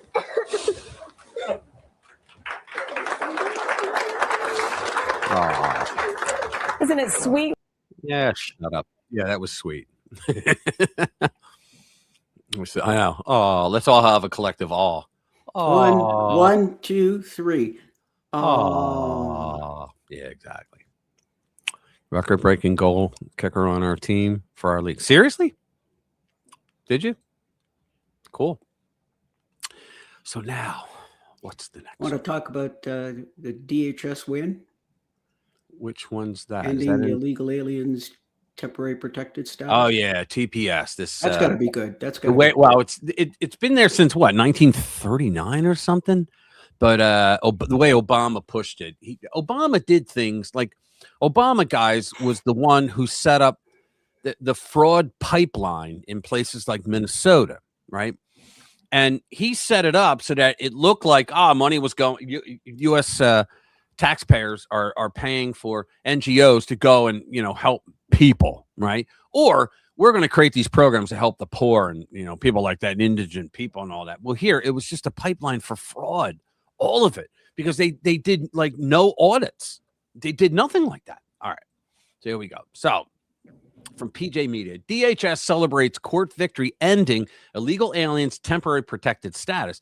This means the guys that eat cats. Hey, what's up? How you doing? Oh, internet issue. Oh, dude, sorry. Yeah, good to see you, Chris. Let's see. Let's see. Okay, let's get back. You were talking about guys that eat cats. Yeah, the guys that eat the cats, the Haitians, right? That's what this is about. They had 50,000 of them, and they're like, wait a minute. And the Democrats are going out of their freaking minds, right? They're like, you can't make them go. They have TPS, yes, and the T stands for temporary. I think like 15 years being here is more than temporary. Get the fuck out, because none of them applied to be citizens. They just kept living here under that status. They could have applied at any time, but they just stayed. Okay, so the Trump Nome Department of Homeland Security chalked up an important court victory this week, revoking a label used to hide how many illegal aliens entered America under the Biden administration. Exactly. The Trump administration that's when they say, well, we put these people on parole. Yeah, all 20 million. The Trump administration terminated temporary protective status for Honduran, Nepalese, and Nicaraguan aliens. And the court was to decide whether this was the right thing to do. The United States has been giving nationals of these 3 countries TPS based on excuses that are more than a decade old, no longer apply. Like, our country's at war. Okay, well, your country hasn't been at war for 12 years. Why are you still here? It was simply another way to import huge numbers of foreigners while pretending they were semi-legal immigrants. And a lot of them are voting. DHS celebrated the court decision in favor of the Trump administration's decision to terminate TPS for the 3 listed countries in a February 10 press release. The 9th Federal Circuit, the 9th, issued the decision siding with the U.S. government on the argument that TPS status for the countries of Nepal, Honduras, and Nicaragua has not been justifiable for many years. The decision, after the decision, DHS Secretary Kristi Noem said, quote, a win for the rule of law and vindication for the U.S. Constitution. Under the previous administration, temporary protected status was abused to allow violent terrorist criminals and national security threats into our nation. Now, I think, I don't know what you guys think, but I've been watching her, and I think Kristi Noem's doing a bang-up job, which is why the Democrats want her impeached and removed. They want to throw her ass out. That's all you got to. That's all you got to do to know that somebody in the Trump administration is kicking ass because they hate them. We don't need to read anymore. So where are we going now? I want to talk about the Koreans in New York. That's a good one. Yeah. I have people that always send me stuff, and some of it's so good I just throw it on the show. Let me see. The Koreans. Where is it? There we go. Koreans. There we go. Let's bring it up. Here we go. Ready? Another one. Daycare for elderly was used to scam Medicaid by the Democrats for $120 million, this time by Koreans in New York, according to DOJ. So in other words, we've seen such an overwhelming pattern that Barack Obama set up for funding to go to certain cities, and that way they could bring illegals in to those cities, and they get paid through this funding that's supposed to be. And first of all, illegal aliens, foreign nationals, not too bad. I really don't dislike foreign nationals because it means they were given permanent residence status, which means they have a green card, which means that they've gone through all the things that they have to go through to become a citizen, and they're waiting their time. That's what that means, okay? And they're not voting. They're not voting. Right. And they're the ones that do it legally, right? You know, when the Democrats lie and say, well, immigrants commit less crime than Americans. Well, legal immigrants, yes. Matter of fact, they commit hardly any crime at all because they love the fact that they're allowed to stay. But illegal immigrants create far more crime than American citizens, far more. But they like to conflate the two. So, all right. So fraud is not just a Minnesota problem, this is the Western Journal, by the way, or a California problem. It's proving itself to be a problem across the country. Every blue city that has a large population of foreigners, foreign nationals that come in. Okay. And see, that's another thing. Speaking about nationals, right? A lot of you guys might not know this, but back, when was it? The 90s, I think it was. There was a ballot proposition. If Bobby's still here, you can tell us what it is. There was a ballot proposition that's in California that said that illegal aliens will no longer get welfare and health care and education that they're not going to because we're sick and tired of it. Well, the good people of California overwhelmingly voted for that. Okay, within days, a federal judge struck it down as unconstitutional. You think, how the hell could that happen, right? Well, it did because of that Democratic Party prank known as President Jimmy Carter. During his term, the UN came out with a thing called the Human Rights Agreement, And Carter just heard that and went, oh, I'm signing. There was nothing even in there. And he signed onto it. He signed America onto it, right? Instead of vetoing it, right? And among other things, what it did was it declared someone a national. Now, that was never a declared term by any government in the past before that as an official term for someone. And a national was someone living where they're living. So if you're an Australian and you're living in China, you are a national of China. Well, big fucking deal. You're a person who's not from there, but you're living there, right? But national makes it sound like they're important. They got a status, right? So it went on to say that no member nation of the UN can deny a national the right to health care, welfare, or education. And our Constitution says that if we enter into a treaty and we pass that treaty, that treaty becomes federal law. So the judge was right to strike it down because, once again, Democrats fucked the American people. Just had to get that out. Thank you. You've been helpful. All right. So the last two saw Korean men in Queens, New York, allegedly, or the latest, saw two Korean men in Queens, New York, allegedly defraud Medicaid for $120 million through a senior care facility in Flushing. According to the New York Post, the two men involved, Daniel Lee and In-woo Kim, ran Happy Life Adult Daycare, where they allegedly encouraged seniors to enroll in their social adult daycare program by bribing them. Seniors were handed a $500 kickback to enroll. See, now the Koreans are smarter than the Somalians because the Somalians just locked the doors to their quality leering center. They just didn't let anybody in, which is illegal and it's right there, right? You can't lock a school door in case of fire, right? So anyway, so at least these guys, they got people in there. They're paying people to come in so they can literally say, yeah, here's the bodies, So if they actually use the services at one of the two locations, the total was reduced to $300. Okay. Seniors would also allegedly use a pharmacy owned by Kim to fill prescriptions that they did not need.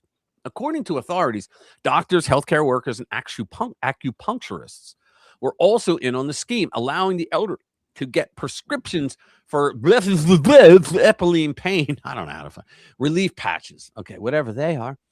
When filling a prescription, Kim would make $525 for each 60-pack prescription and give $100 to the senior. Oh, okay. Per the New York Post, Lee did not allow seniors to use other pharmacies and made threats to cut off their kickbacks if they did. And the men weren't just embarking on a misguided quest to help the elderly.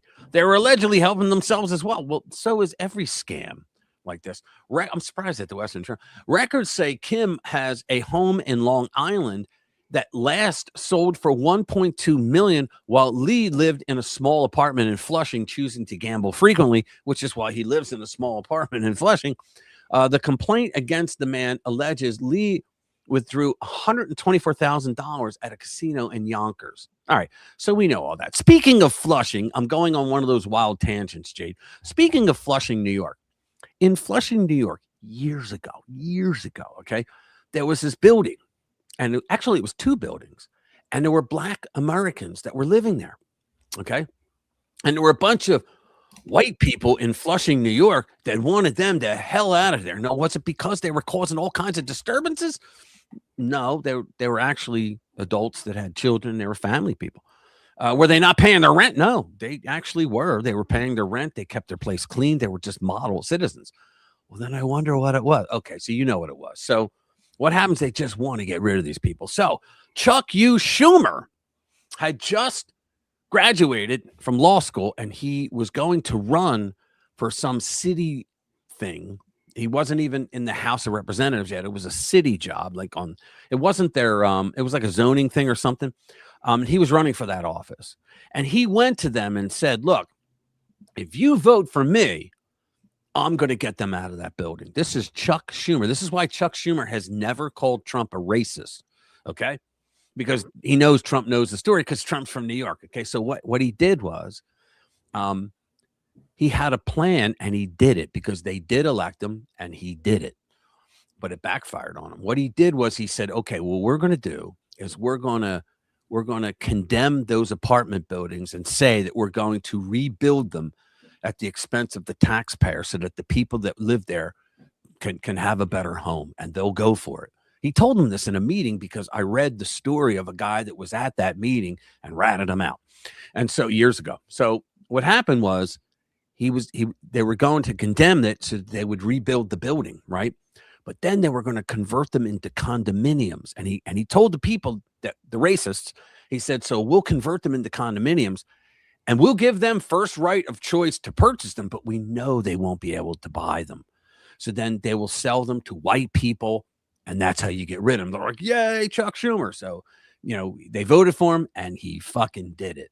Unfortunately for him, though, the black people that lived there, okay, they found the government by law had to put them in other dwellings, like other hotels or whatever. They had to pay for them to be there while the construction was going on.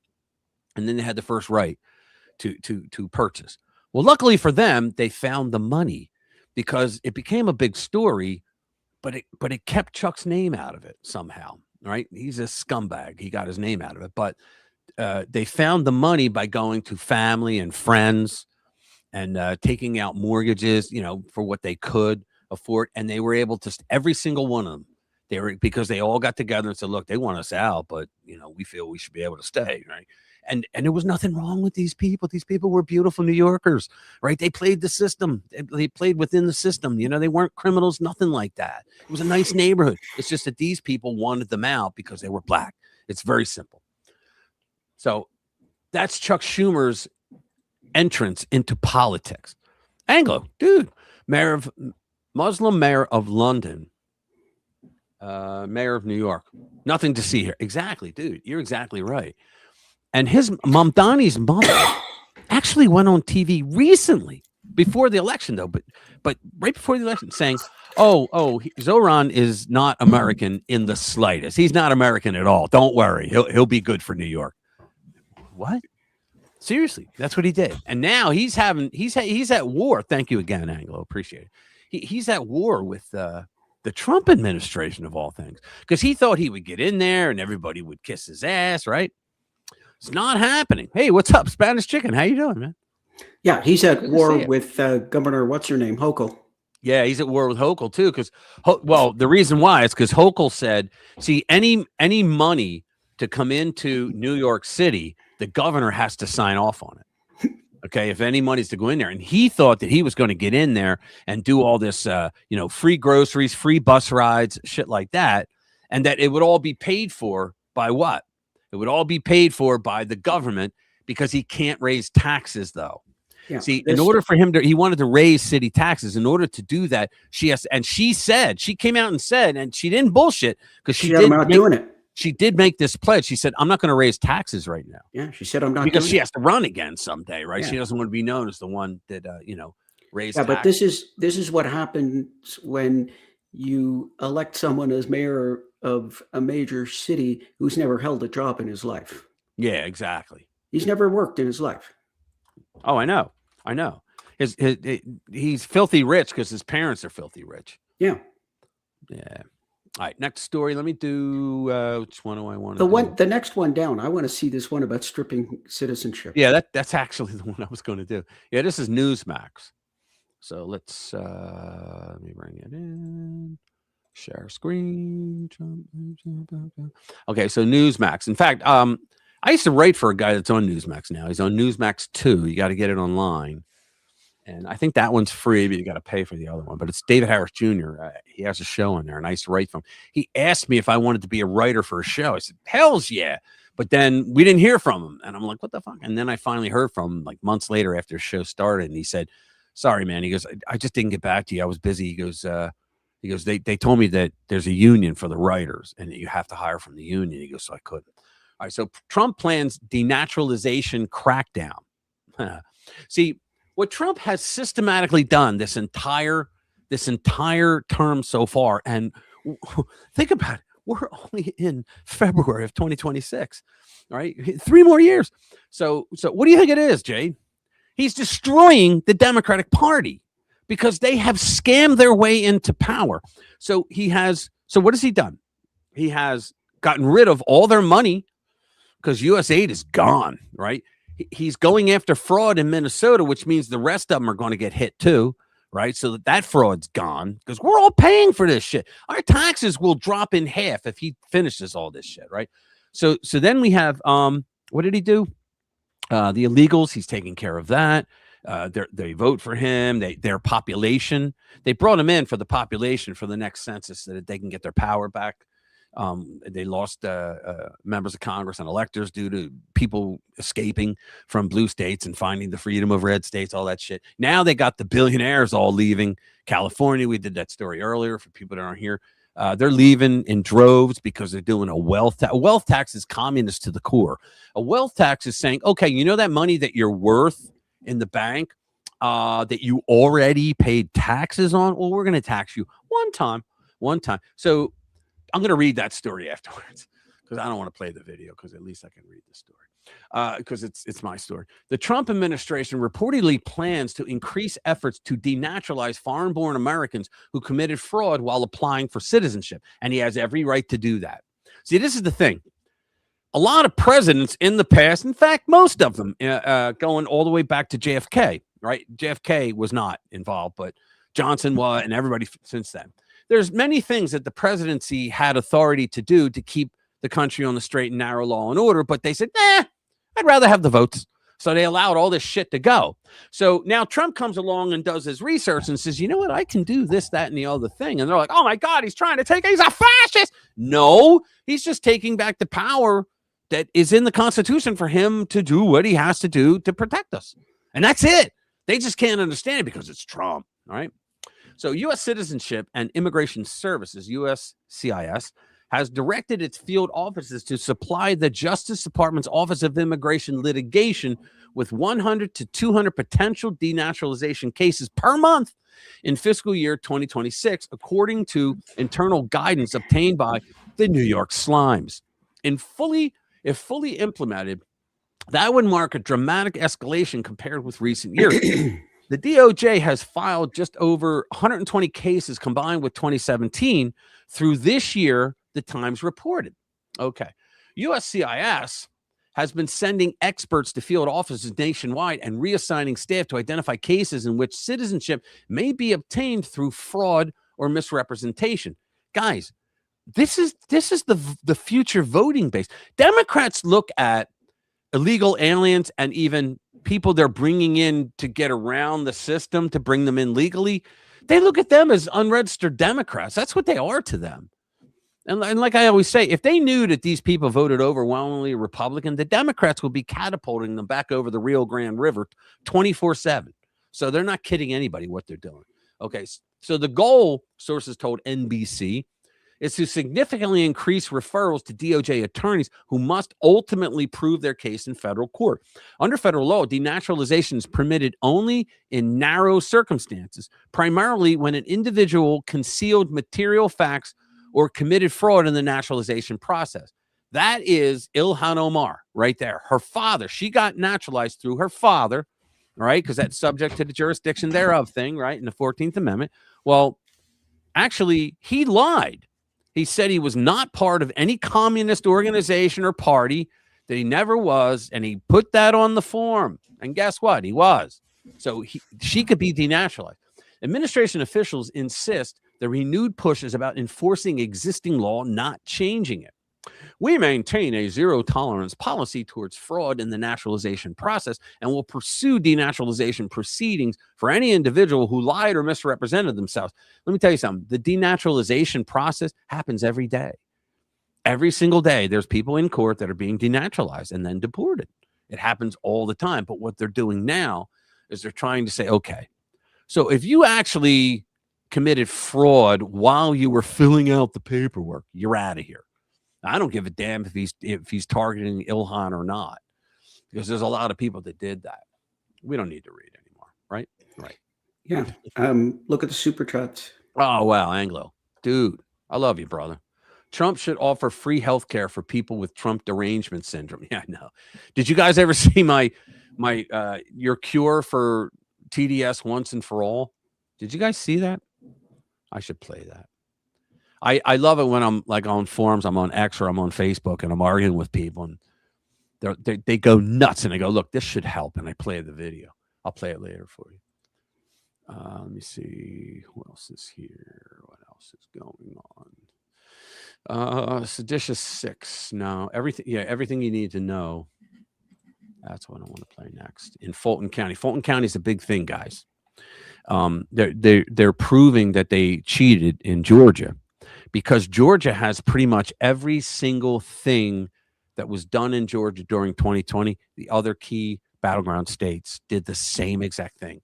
And so Mark Davis, who we bring on here all the time, he's the guy that gave them the data. They asked him, Cleta Mitchell, I believe her group, she was the head lawyer for the Georgia team for Trump, and Jenna Ellis was involved in it as well. In fact, I had to call her and send some emails back and forth with her for David, because who I used to write for, because we were doing a story on her and what she was doing. This is before they turned on them. The communists turned on them and started charging his lawyers. Insane, right? But anyway, so Mark's the one that did the analysis on the voter data of Georgia for 2020, because he lives in Georgia. He's a data expert. He's considered an expert witness in 6 cases now. Well, 7, but one never went on. They had canceled it. They settled out of court. So he's been an expert witness in 6 cases on election laws and on residency issues. Right, because Georgia has a shitload of bad residency issues, like every other swing state run by Democrats. All right, so everything you need to know. This is from the Epoch Times. FBI says 2020 election irregularities at center of Georgia investigation. An affidavit released by a Georgia-based federal court lists the FBI findings that preceded the January 28 raid on the Fulton County Elections Board office. So the FBI, let me screen it up. The FBI says election irregularities in the 2020 presidential ballot count are at the center of the investigation. I just read that. On January 28, FBI and other U.S. officials carried out a raid on the elections office. Court records released by the district court for the Northern District of Georgia, which authorized the search warrant. See, they're going, he's just trying to take over the country. You're starting with Georgia. He's going to kill our elections. No, the DOJ actually went to a judge and said, here, judge, can you look at this? We'd like to get a warrant for this. And the judge went, holy shit. Yeah, go ahead. And he signed it and gave it to him, because there's no other way they can go in and do what they're doing, right? So, which authorized the search warrant for the federal raid, revealed that the investigation centers around allegations of potential tampering in the 2020 election. In an affidavit requesting a judge's sign-off for the warrant, Hugh Evans, FBI special agent, requested, quote, the seizure of election records to include paper ballots, ballot images, and absentee ballot envelopes currently retained by the Fulton County Board of Registration and Election. And I think, what was her name? Vicky, what the hell was her name? Vicky Giles or something. I forget her name, poor lady. But she, there's a woman who Mark knows, who has been a precinct manager in Fulton County for elections for like 23, 24 years. She's the one that said that during that election, they brought in reams of paper that were mail-in ballots, okay? They all had every one of them. We're talking each one, 500 sheets, just tons of them coming in that they're supposed to count, right?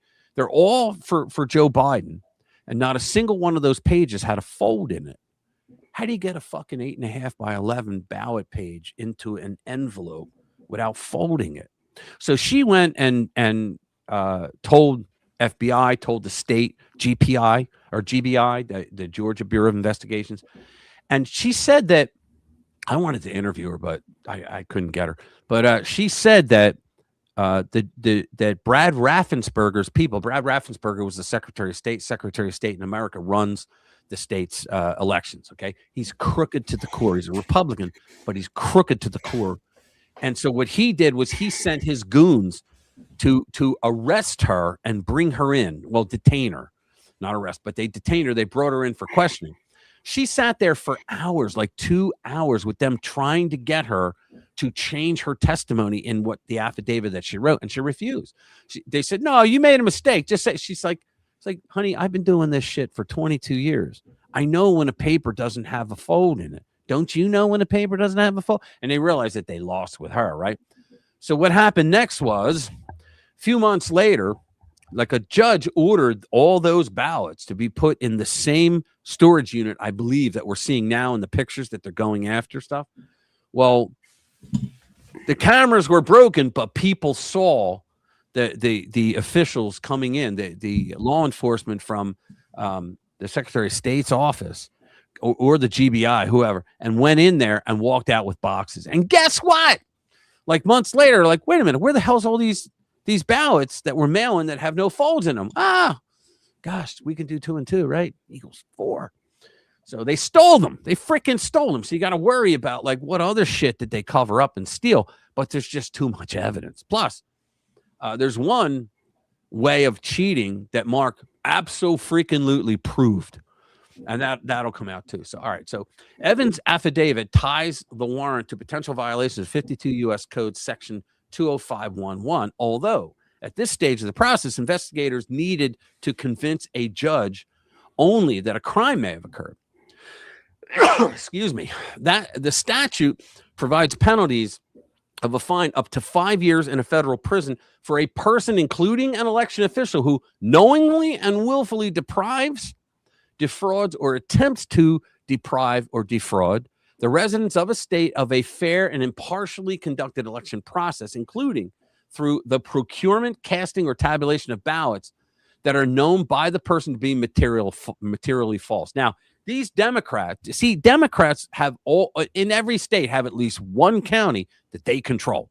A lot of states have a lot of them, but there's like in Georgia, Fulton County is the one. In Pennsylvania, Philadelphia County is the one. It's Detroit in Michigan. It's Racine in Wisconsin. It's Maricopa County out in Arizona. All these shithole counties are Democrat-run counties, and these people don't even need to be trained how to cheat.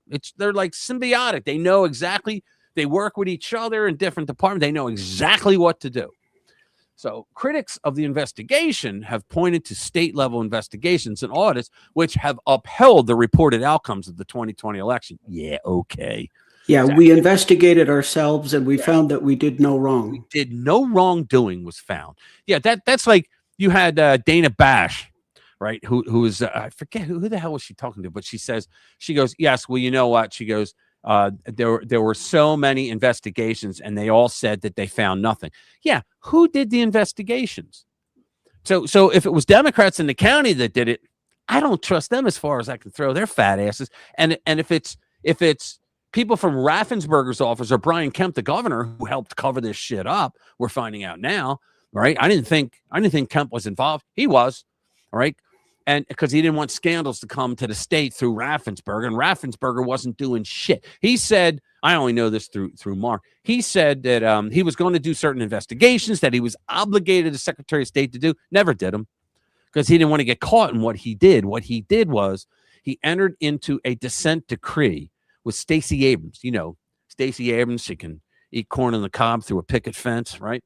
Well, she was running for governor, and I don't think it was that election, but what Stacey Abrams got was Brad Raffensperger's office, the office of Secretary of State. It was through Jordan Fuchs, I believe. She was his deputy, okay, who I made cry online, by the way. So I love that fact. I always say that. But anyway, so they got into a consent decree that said that they changed the nature of the way that you verified signature ballots. All right, the signature for ballot applications that came in through the mail. So before, like the law actually says that you have to match the signature on the ballot envelope, because on the ballot there's no name or anything. It's anonymous, right? But on the envelope you have to match that to the driver's license picture in your system of the person who registered to vote. Okay, so it would be either you would go to their registration signature or their driver's license, whichever was easily available online, right? They look this shit up online when they verify, okay? And which takes a long time, by the way. But what she did was she got Fuchs for Raffensperger. I don't blame her. I blame him to say, okay, so we're going to change the way that you can verify the signature. So now you just have to verify that signature with the person who sent in the request form to get a mail-in ballot mailed to you. So that means that the signature on the ballot envelope will match the forger who fake wrote the request form to get a mail-in ballot. Now, why did they do this? Because Stacey Abrams is the biggest pain in the balls of anybody in politics. She will be out there screaming voter suppression, racism, all the bullshit that you can possibly do as a community organizer with an attitude. And Raffensperger finally came up one day and said to Fuchs and his staff, he said, you know what? This Stacey Abrams, she's getting louder and people are catching on. We know it's bullshit because it was bullshit. Okay. And when she testified before Congress, Ted Cruz destroyed her by pointing out, he said, do you know what is the largest group of demographics of people that have registered to vote in Georgia over the last 2 cycles? She goes, I'm sure you're going to tell me. He goes, yeah, it's Black Georgians. He goes, do you know the largest group of people who voted? She goes, again, I don't know. He goes, oh, Black Americans. He goes, so where's the voter suppression? Where is it? And she gave some crazy toys in the attic, batshit crazy answer that made no sense, but everybody knew she was full of shit. But the reason that they did this is because Secretary of State Brad Raffensperger said, you got to do something. Like, cut a deal with her. Get her to shut the fuck up. And that's what they came up with. And so he threw the election for the Republicans by doing that. Plus, there were 6 other ways that they cheated, as a matter of fact. So let's see. Here's what to know about the allegations listed in the affidavit. Missing ballot images. Okay, one issue listed in the affidavit involves discrepancies in digital ballot images, including missing images. Now, here's the other thing. They just admitted, the Democrats in Fulton County just had to admit that there were 315,000 votes that were counted that did not have signatures on them from the county people. They when they're counting these votes and putting them through, they have to sign it. Like you have to have your signature. If you're working there, you have to have your signature on it. That's the law. 315,000. Why? Did they forget 315,000 times? No, because they came in and just kept throwing them without putting them through. They had to catch up because Trump, this is why they stopped counting in the middle of the night, because Trump beat the algorithm of the cheating machine, like the Dominion and allegedly Dominion, right? Fact checkers. And the Smartmatic, allegedly software, right? And so they had to shut down and say, we got to catch the fuck up. So they just started throwing reams of Xeroxed paper with Joe Biden's circle filled in. And that's what they did. And they did that all throughout the night. So yeah, well, there's video out there. Bullshit. I remember seeing at least one video where I see a woman, put a bunch of ballots in the counter, and then she doesn't. Don't insult shit by comparing. I'm sorry. Comparing to Stacey Abrams. Stop the end. So, yeah, I saw a video where they put a bunch of ballots into the counter. They got counted. They came at the other side. And the woman took the ballots, and you figured she's going to go put them in a box of counted ballots. She walks back to the other end of the machine. Yeah. And puts them back in. Yeah. Oh, yeah. Yeah. They kept putting, and you know what they did?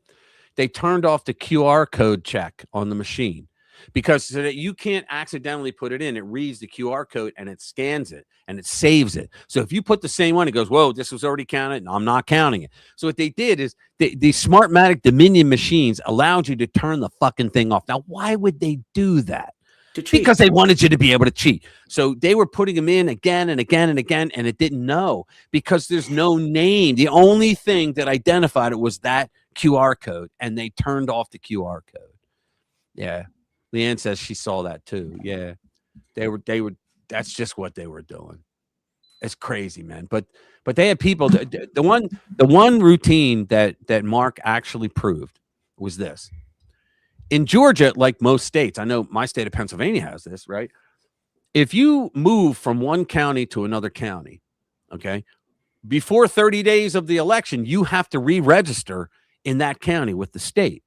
Now, why? Because or else you can't vote in your old county. You can't vote. You can't vote because you're voting not just for president and your congressman. You're voting for a school board, for a sheriff.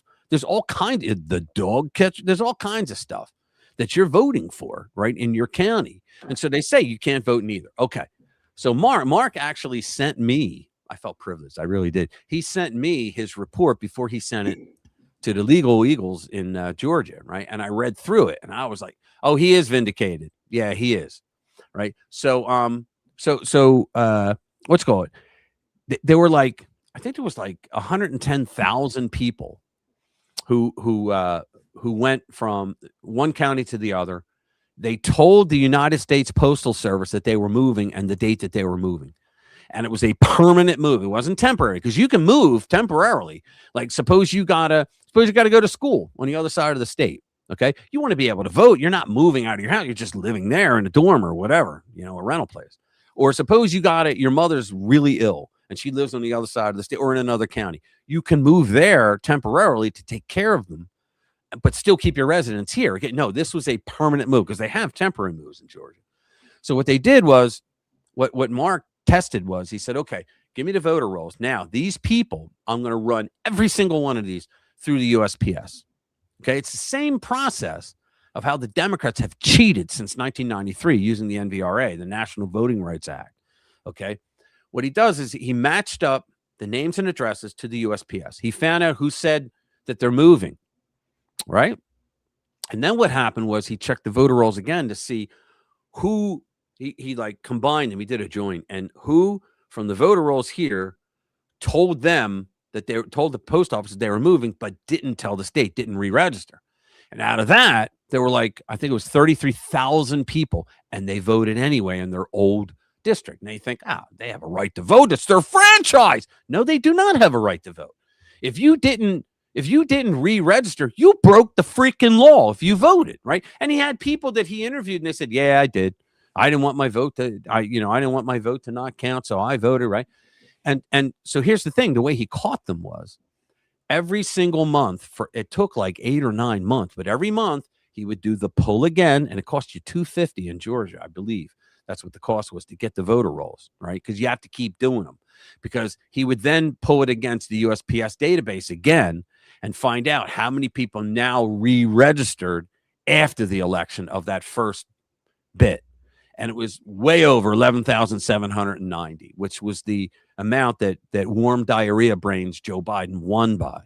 Okay, so he proved. Now, he didn't prove that Trump won, okay, to be perfectly honest, which he did. But he didn't prove with that test. But he did prove that in Georgia, if a judge heard that, the judge would have been able to say, all right, election's null and void, have another election. And they've done that multiple times for smaller elections, not for a presidential, but they have the law that says they could, right? But this is why, because of laws like that, this is why the Democrats love to say, oh, Trump lost 54 cases, right? No, there wasn't a single case where a judge allowed the evidence to be presented. They said, well, he didn't have enough evidence. No, they had plenty of evidence. Every single judge said no standing. So Trump's the president of the United States running for re-election in Georgia. He says, foul play. They rigged the election. I need to prove it. Here's my evidence. They go, you don't have standing. How the hell did Trump not have standing? It's because not having standing is how rogue judges get away with saying, I don't want to hear your case. Okay, there is such a thing as standing. Like if you see somebody get hit by a car and you go, oh my God, I'm going to sue for that. Well, no, you don't have standing. You had nothing. You weren't involved. You weren't hurt, right? That's legit. But Trump definitely had standing, guys. Look, I don't care what legal mumbo jumbo you try to throw at us. He absolutely had standing. Okay, so what's the next one? Yeah, this one. This burned me up when I heard this. There it is. What about the record high number of detained illegal aliens leaving? Yeah, didn't we do that? I thought we did that.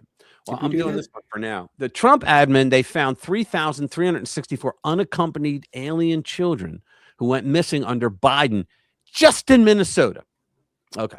So Border Czar Tom Homan announced on Thursday that as part of Operation Metro Surge in Minnesota, immigration agents have located over 3,000 unaccompanied illegal alien children who went missing under the Biden administration. So how come the Biden administration couldn't find these kids? Homan told reporters, in addition to taking public safety threats off the street, ICE here in this state have located 3,364 missing unaccompanied alien children. Children that the last administration lost and weren't even looking for. Guys, these are the people that are out there, and these lefties are out there now screaming, they're human beings. They have a right to be here. And you're like, wait a minute, what the fuck? You lost 3,364 kids that you didn't give a shit about. So don't give me that. And says that's because of the leadership of President Trump. These children were located. Exactly. In addition to taking public safety threats off the street, ICE here in this state, and they don't care. They don't have care. located 3,364 missing unaccompanied alien children. Children that the last administration lost and weren't even looking for. Weren't even looking for them. That's because of the leadership of President Trump. These children were located. Unreal. That's just unreal. Now, what was the other one you wanted? The undocumented. Yeah, Tom Homan is such a good guy. You wonder how he could have worked for Biden. Well, see, that's the thing. All these departments are supposed to be apolitical. Now, he left because he couldn't stand it, right? But all these departments are supposed to be apolitical. You're not supposed to say, well, illegal aliens are helping us, so we're not going to. In other words, the Democrat, and they go, well, Republicans do it too. No, not really. I haven't seen many Republicans doing that kind of crap. Yeah, but he's such a straight shooter. Oh, yeah, he is. How did he work for, anyway. I have no idea. Hey, this should be fun. Here's why debating leftists feels like banging your head against a wall. Yeah, that's one of them. Yeah, this guy's good. And then I'll play the one below that this next time. Okay, hold on. Let me bring this one in. There we go. And how many minutes? Oh, sorry, guys. It's going to have to go through. A top global financial strategist is warning that the U.S. stock market may be I should entering just a bubble. break down even and more buy the dangerous. premium. The real reason you're stiff after sitting. You can live a very long time with If a system fails, that's also power at work. All right. Here's why talking politics with the modern left feels like banging your head against a wall. Anyone who has ever tried knows the feeling. You present facts, evidence, or plain common sense, and what comes back is a wave of emotional outrage. The worst part is that it's no longer possible to live a normal life without running into politics. Schools, workplaces, museums, sports, entertainment, universities. Every corner of life has been swallowed by ideology. We live in a society held hostage by people who insist their fantasies outrank reality. And the reason is simple. We are being tyrannized by delusions. Most people debate from reality outward, but the modern left debates from utopia inward. This inversion comes straight from the Frankfurt School, the intellectual factory that produced nearly every strand of woke dogma now embedded in academia and the public sector. Their central idea was the utopian horizon. Imagine a world without hierarchy or domination, then condemn the real world for failing to match the fantasy. Once you understand this, the entire ideological landscape snaps into focus. They argued that the family reproduces hierarchy and must be reimagined. Schools must radicalize children against power structures instead of educating them. Right. Culture manufactures consent, therefore culture must be engineered. Even language encodes power and must be bent to social justice aims. In this worldview, every institution is guilty unless proven innocent, and innocence is impossible because the benchmark is utopian perfection. So critical theory always finds oppression. If a system works, it's stabilizing power. If a system fails, that's also power at work. If people consent, they're duped by power. If they dissent, the system shaped their frustration. It's a closed loop. You're not debating ideas. You're debating someone who believes the real world is illegitimate by default. Right. Modern offshoots, such as critical race theory, gender theory, decolonization studies, and feminism, all use the same engine. Imagine a utopian world. Identify gaps between their imagination and the real world. Declare those gaps as oppression, then demand society must be remade. This is why discussing politics with the modern left feels like arguing with someone who's hallucinating. They construct a perfect world in their mind, one without conflict, cost, trade-offs, or human nature, then label anything that falls short as bigotry, privilege, or violence. The obsession with race, LGBTQ politics, feminism, and decolonization is not random. It's the metric they use to measure how far reality deviates from the dream. You're not arguing with people who misread the world. Right. You're arguing with people who believe the real world is wrong for existing. Exactly. He's exactly right. Liberals have a very, what's the word? I'm trying to be polite. Retarded view of the world. It's always bass backwards. Like this one here. Ready? Let me bring this one up. And then, when you make a point, you've got proof. Oh, that's fake news. Right. Exactly. Here we go. The moral obsession that drives anti-ICE protests. Okay. This is American Thinker. It's pretty good. Empathy towards the downtrodden. I did a video on this and we talked about it, and this is proving it. Empathy towards the downtrodden and participation in the struggle for their salvation is the highest virtue in the moral law of extremism. I'm not going to read the whole thing, but as ICE agents continue to enforce immigration law in America, the radical left continues to organize and inspire anti-ICE protesters who block streets, vandalize property, and harass law enforcement agents. The problem is that these protesters don't see themselves obstructing justice and undermining democratic rule. To the contrary, they've been led by Democrat leaders that hate Trump to believe that they are heroes, good, empathetic people bringing justice back to our world, standing up to the Trump administration, evil, revolting monsters, and ICE agents, thugs who terrorize illegal immigrants. Forget the fact that these illegals, many of them, are committing crimes. They're raping little kids, raping women, beating people, killing people, robbing people left and right, in the most horrible crimes against these people. No, they look, as I said in my piece, they look at these people as if they're the baby. It's these women, okay, these liberal women.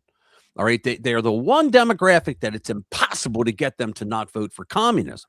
So they break it down into baby, protector, and enemy. And they think that the illegals are the baby model because they're innocent. They're not doing anything wrong. How could they possibly do anything wrong? They're a baby, right? And then they become the protector of the baby, and the enemy is ICE or any other authority that says you can't do what you're doing. It's against the law. So they don't even consider the law. All right. So this interpretation of moral law, well, let me start. Minneapolis Mayor Jacob Smallfry stated the moral imperative as the first reason why the city won't cooperate with ICE. This interpretation of moral law, guiding righteous struggle of good people against evil, is not unique to progressive radicals, but rather a hallmark of all extremist radical movements appealing to people's good nature and empathy towards the downtrodden. This is Marxism. It's the haves and the have-nots. It's the oppressed and the oppressors. That's what they break everything down to, and this is part of it. And aimed at bringing down Western egalitarian law and order. Firstly, to elevate and codify in law hierarchical privileges of oppressed and undervalued. See? Identity groups. Secondly, to discriminate, downgrade, or execute the group identified as oppressors. I swear I did not even read this article. Thirdly, to hunt down, cancel, or prosecute all enemies the enemy, the protector, the baby, right? Who disagree with extremist politics. And most importantly, to reserve the pinnacle of the totalitarian hierarchy, positions of authority, political decision-making, and ideological influence for the radical elite to run the show. This way, communists were liberating the exploited proletariat from the shackles of greedy capitalists. Nazis were advancing supremacy of the Aryan race and exterminating Jews. Islamics aimed to take over political power, introduce Sharia law, and subdue infidels. Progressives seek to expand rights of a variety of marginalized minorities and women while discriminating against white men. It's true. Empathy towards the downtrodden and participation in the struggle for their salvation is the highest virtue in moral law of extremism. This empathetic devotion is expected to override all other empathies, personal interests, and responsibilities. Martyrdom is glorified. Snitching on family members is encouraged because they think that they're on a mission that is like, they don't even believe in God, but they believe in the Stay Puft Marshmallow Man in the sky, right? So they think I have to be a moral warrior for the Stay Puft Marshmallow Man. They're nuts. All right. In order to defeat the forces of evil and achieve righteous ends, this moral law justifies the use of all sorts of antisocial, unethical means, from leftist violence to election fraud, subverting democratic order, to the mass incarnations and mass murders of fascists, communists, and Islamists sustaining their totalitarian states. So while these pricks are the same ones who are saying that they're destroying our democracy, they are actually interfering with democracy. They're literally, we're not going to read into Stalin and Gruber, but they're the ones that are actually doing the damage to the country. So let's see. Trump moves this way. We did that. Do we want to talk about the climate? No. Wait a minute. Which one on the climate? Climate alarm. Climate alarm on the run. Oh, that's a good one. Yeah. Here we go. Because it's all bullshit, people. Hey, welcome back. Good to see you again, Chris. Let's see. What is it? Climate alarm. Here we go. So, climate alarm is on the run. It's not sad in the least that the Washington Post has cut its climate reporting team down to 5 lonely reporters. Did you hear about that, Jade? I heard they were cutting back. I didn't. Yeah, they cut them on the climate report because the climate change is bullshit. It is, in fact, encouraging that maybe we're seeing the winding down of decades of political and scientific villainy disguised as concern for our planet. And you want to know something else? If you look through history around the world, the despots, the ones that go, we need to stop global warming, right? We need to have environmental protections. That left-wing governments are the fucking worst on the environment. They're the worst. Like, for example, Detroit was taken over by the libnuts decades ago, right? Well, they let in Flint, Michigan, they let the pipes go unchecked for so many decades, knowing that they were decaying, that all of a sudden for years now, like a decade or more, people had muddy water. They couldn't drink it in their homes.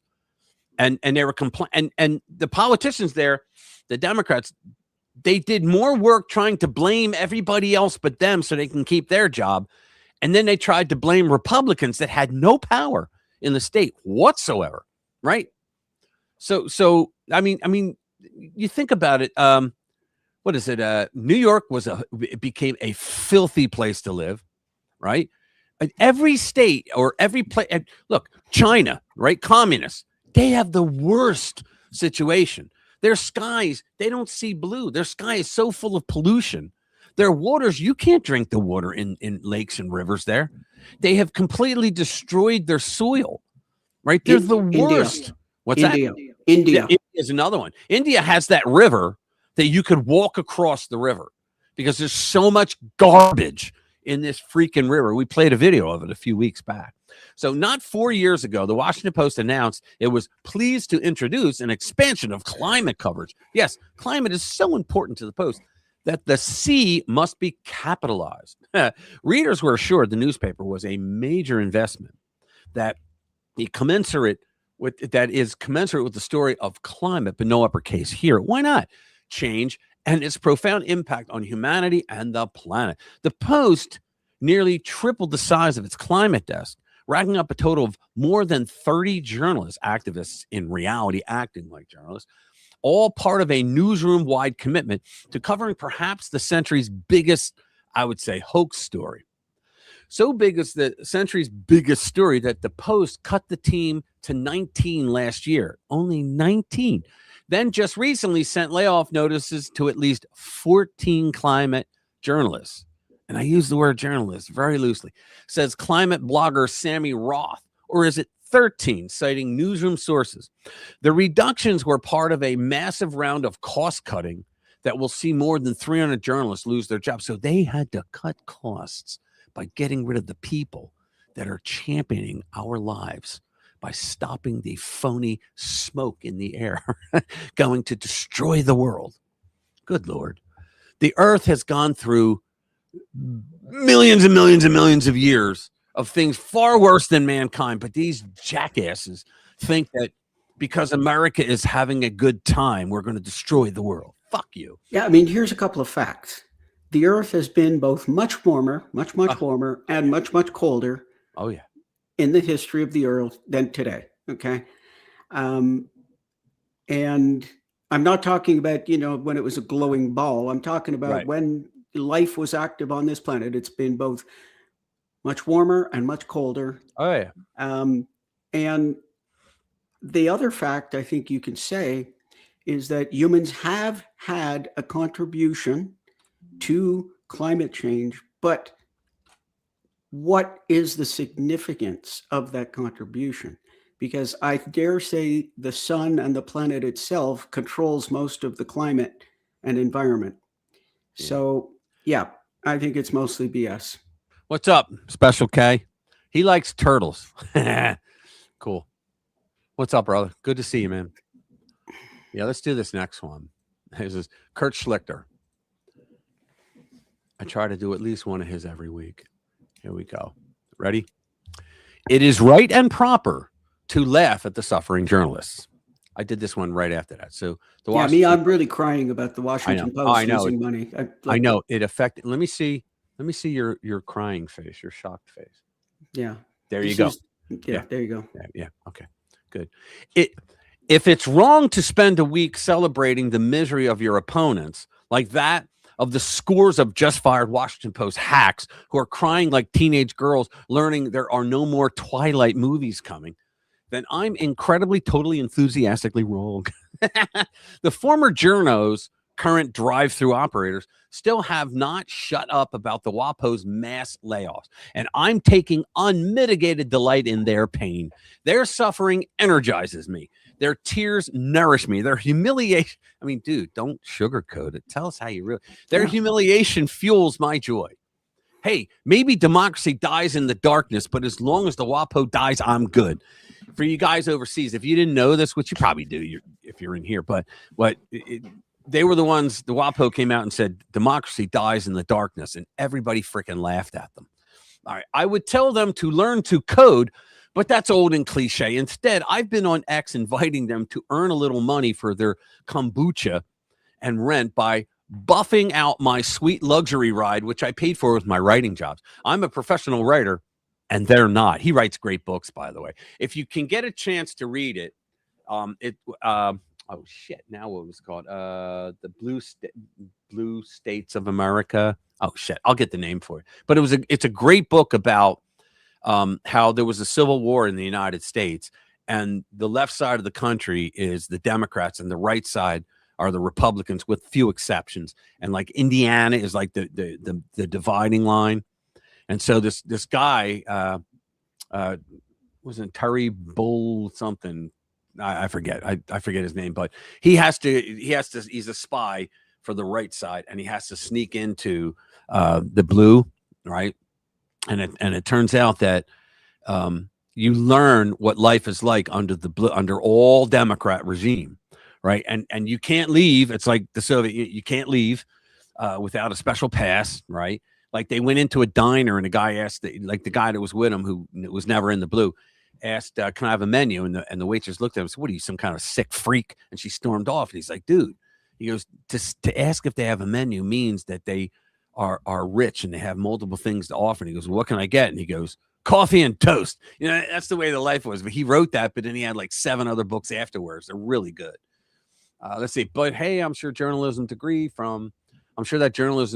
from the University of College is going to get them another gig soon. Say it with me. Would you like to supersize that? They haven't taken their involuntary career tangent particularly well. They're all over X moaning about it and about us being giddy about it. Some people, it's not like they were shot while having a question and answer thing going on, right? They were fired from a job that they never should have had in the first place. All right. So some people have told me that because of my hysterical laughter at their situation, I'm going to be the victim of karma but I think I'm actually karma's enforcer. After all, these are the people who have done nothing but lie to us and about us for decades. From Russian collusion to Hunter's laptop to J6 pogrom cheerleading to every other fraud and scam, they've obediently held to the Democrat line and done everything they could to screw with us patriots.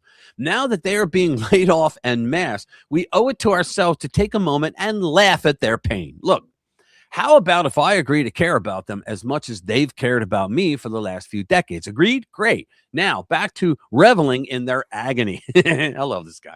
It's been a few days, and I'm still laughing. And there is a smorgasbord of facets of their misery to laugh at. Certainly, the fact that a bunch of people who wanted us to lose everything, like our ability to govern ourselves, to be secure from criminals, and to keep our jobs, which they wanted sacrificed on the altar of their angry weather goddess, are themselves losing everything is funny. There's a glorious symmetry in their suffering. But there's so much more. There's the incessant whining about Jeff Bezos refusing to continue to subsidize their little bubble like some bratty girl at Wellesley, whatever, who graduates and finds that daddy is cutting off her money and she's got to actually work. Did these people actually work? They told themselves consistently how important and vital their work was, but mostly searched the thesaurus for admiring adjectives for dead monsters and retyped Democrat talking points for their dwindling coterie of readers. I guess that's the kind of work, but it's kind of hilarious how proud of it they were.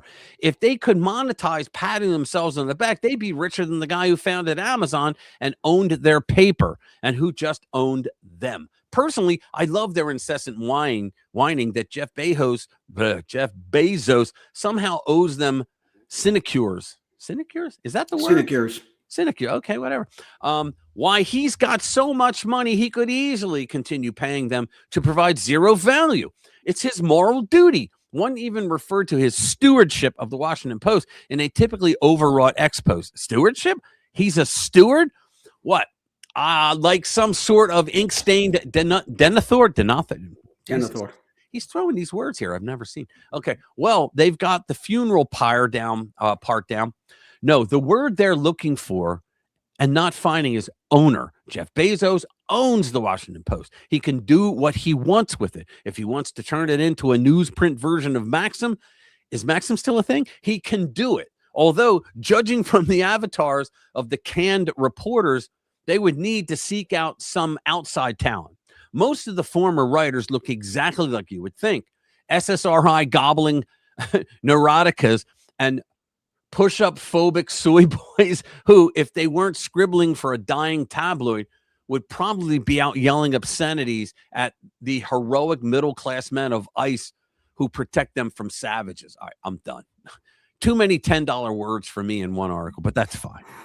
The wheels of life go. Exactly. Home honor girls, aka prefects. Yeah, exactly. Special pass on acid. That's funny. All right, what's next? Here we go. Let's go to the next one. We have two of them. Want to talk about California billionaires? Yeah, that's mine. I'll do that. Here you go, guys. This is huge too, by the way. Where the hell am I? I forget where I put it. Coming down. Here we go. Down. All right, let me just do RPW media. There we go. Boom. Okay. All right, here we go. So what's going on right now is in California, well, let me just read it. A California budget could collapse if billionaires leave. All right. So I'm going to get rid of the, I don't want to get paid by myself. Okay.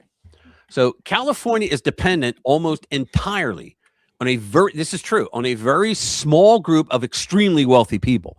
That reality might sound shocking at first, but it leads to a question that could reshape the future of the state. What happens if those people decide to leave? All right. This situation might actually be good news to some observers who believe it could hasten the fall of what they view as California's current political direction. Regardless of where you stand politically, the numbers themselves paint a dramatic picture. Okay, get this, guys, the top 1% of California earners pay roughly half of the state's tax revenue. That fact, like 1%, pays half of all of the budget. I think you would say that they're paying their fair share. So what happens if half of that 1% decides to leave the country, leave the state? Well, that's exactly what's coming to. That's like 25% of their budget. Right. There are about 200 billion or 200 billionaires living in California with a combined wealth of roughly $2 trillion. You don't have the story up, by the way. Oh, I don't? Oh, well, thank you for telling me. I thought I brought it up. I must have. Damn it. I hate when I do that. All right. There are about 200 billionaires living in California with a combined wealth of roughly $2 trillion. Now, these are your power people out there, Silicon Valley, Hollywood. I'm talking the producers, no, not the actors, because they don't actually work in California anymore because it's too expensive, right? So they can now there are 200 billionaires in California, $2 trillion. Okay. These individuals are not tied to the state in the same way middle-class families are. They can move anywhere quickly and easily. They have the resources to relocate homes, businesses, and entire lifestyles in a very short period of time. If even a portion of those taxpayers leave, California's budget could instantly be cut in half. The state currently operates with a $350 billion budget. Imagine what happens if $175 billion goes away overnight. Politicians who write tax law understand where their revenue comes from. They know how fragile the system is. The state's finances have looked like a Jenga tower for years. California's political culture often reacts strongly when the budget simply fails to grow fast enough. Now imagine the reaction to a budget being cut in half. Consider how people reacted nationally when Elon Musk talked about reducing federal spending by around 10%. The proposal sparked outrage and protest. People were setting Tesla dealerships on fire. They were attacking people who own Teslas and their Teslas because of the 10% cut.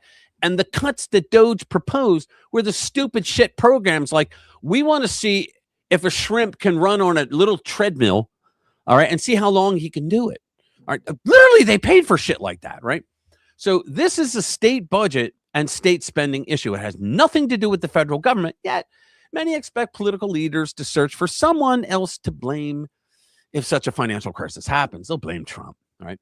California remains beautiful. The weather is often ideal. Many of the country's most stunning homes and views are located there.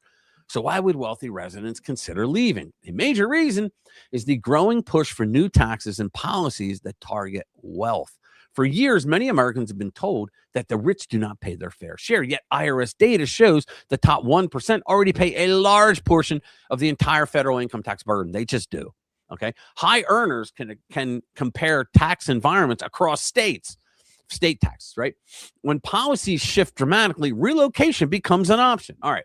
So Mark Zuckerberg recently purchased a $200 million home. It's in Indian Creek Island, okay, in Florida. It's a beautiful place, right? Florida is often viewed as a lower tax alternative to California.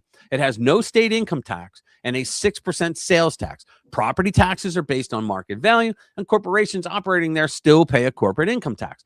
Florida is one of 7 states with no individual income tax. That difference alone can shape long-term financial planning for wealthy residents.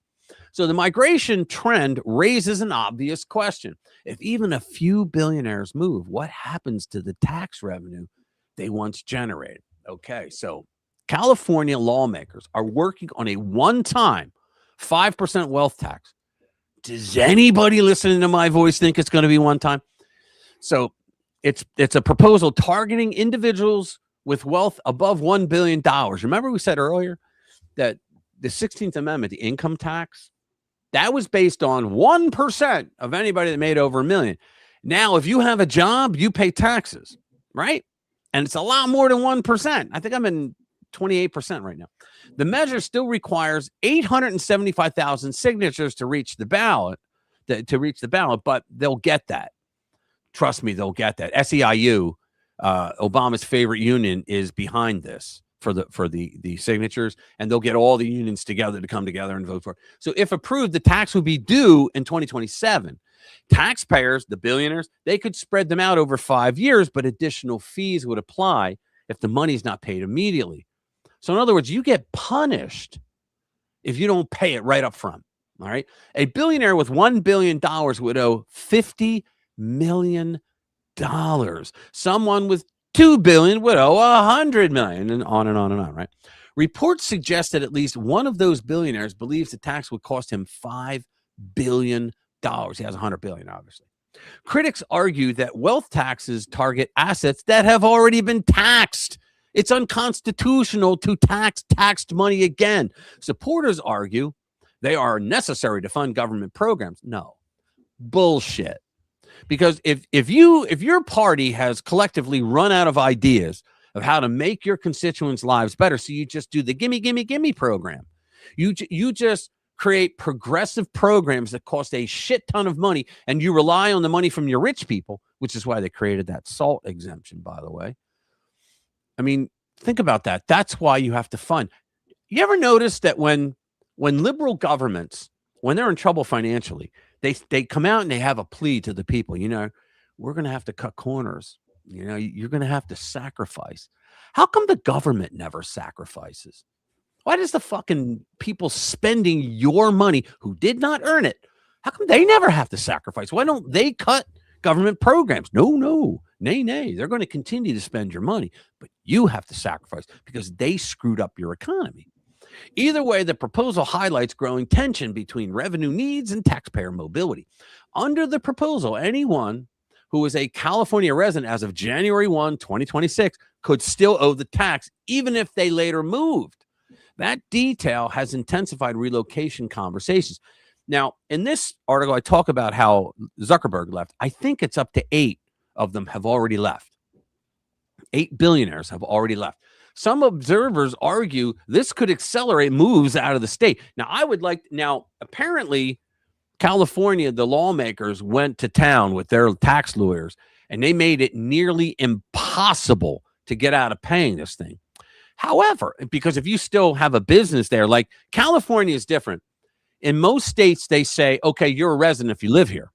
Okay. But in California, there's an associative thing. So if you move out of the state, but your business is still there and you do business from, say, Massachusetts, right? And you're working on your business, but your business is literally based there. You're just dialing in because you live here. They don't give a shit. You pay personal income tax because your business is still there. So you'd have to move everything out. And even then they could say, well, it goes back to January 1. So guess what? Now, I think Zuckerberg, what he's doing is he's saying to the state, look, I bought a house February 11th. He did 2 days ago. He bought the place on the mansion in Florida. And he's telling them, I haven't been there since last year because I've been renting here in Florida until I found a place and I can prove it. So he may be able to get away with it. Okay. So California has already lost a congressional seat and an electoral vote due to population changes. Losing wealthy taxpayers could compound the fiscal pressure created by population shifts. So if the top 1% leaves, the state could lose half of its annual tax revenue. That loss would likely force tax increases or spending cuts affecting the broader population. So the working class and middle class families will get it right up the ass again because the Democrats are going to spend what they're going to spend. And now that we're finding out that they're taking all the state monies and they're putting them into fraud, it's going to be a revolution. So if California successfully implements a wealth tax, other states will follow. If it fails, states without income taxes may attract even more residents and investment.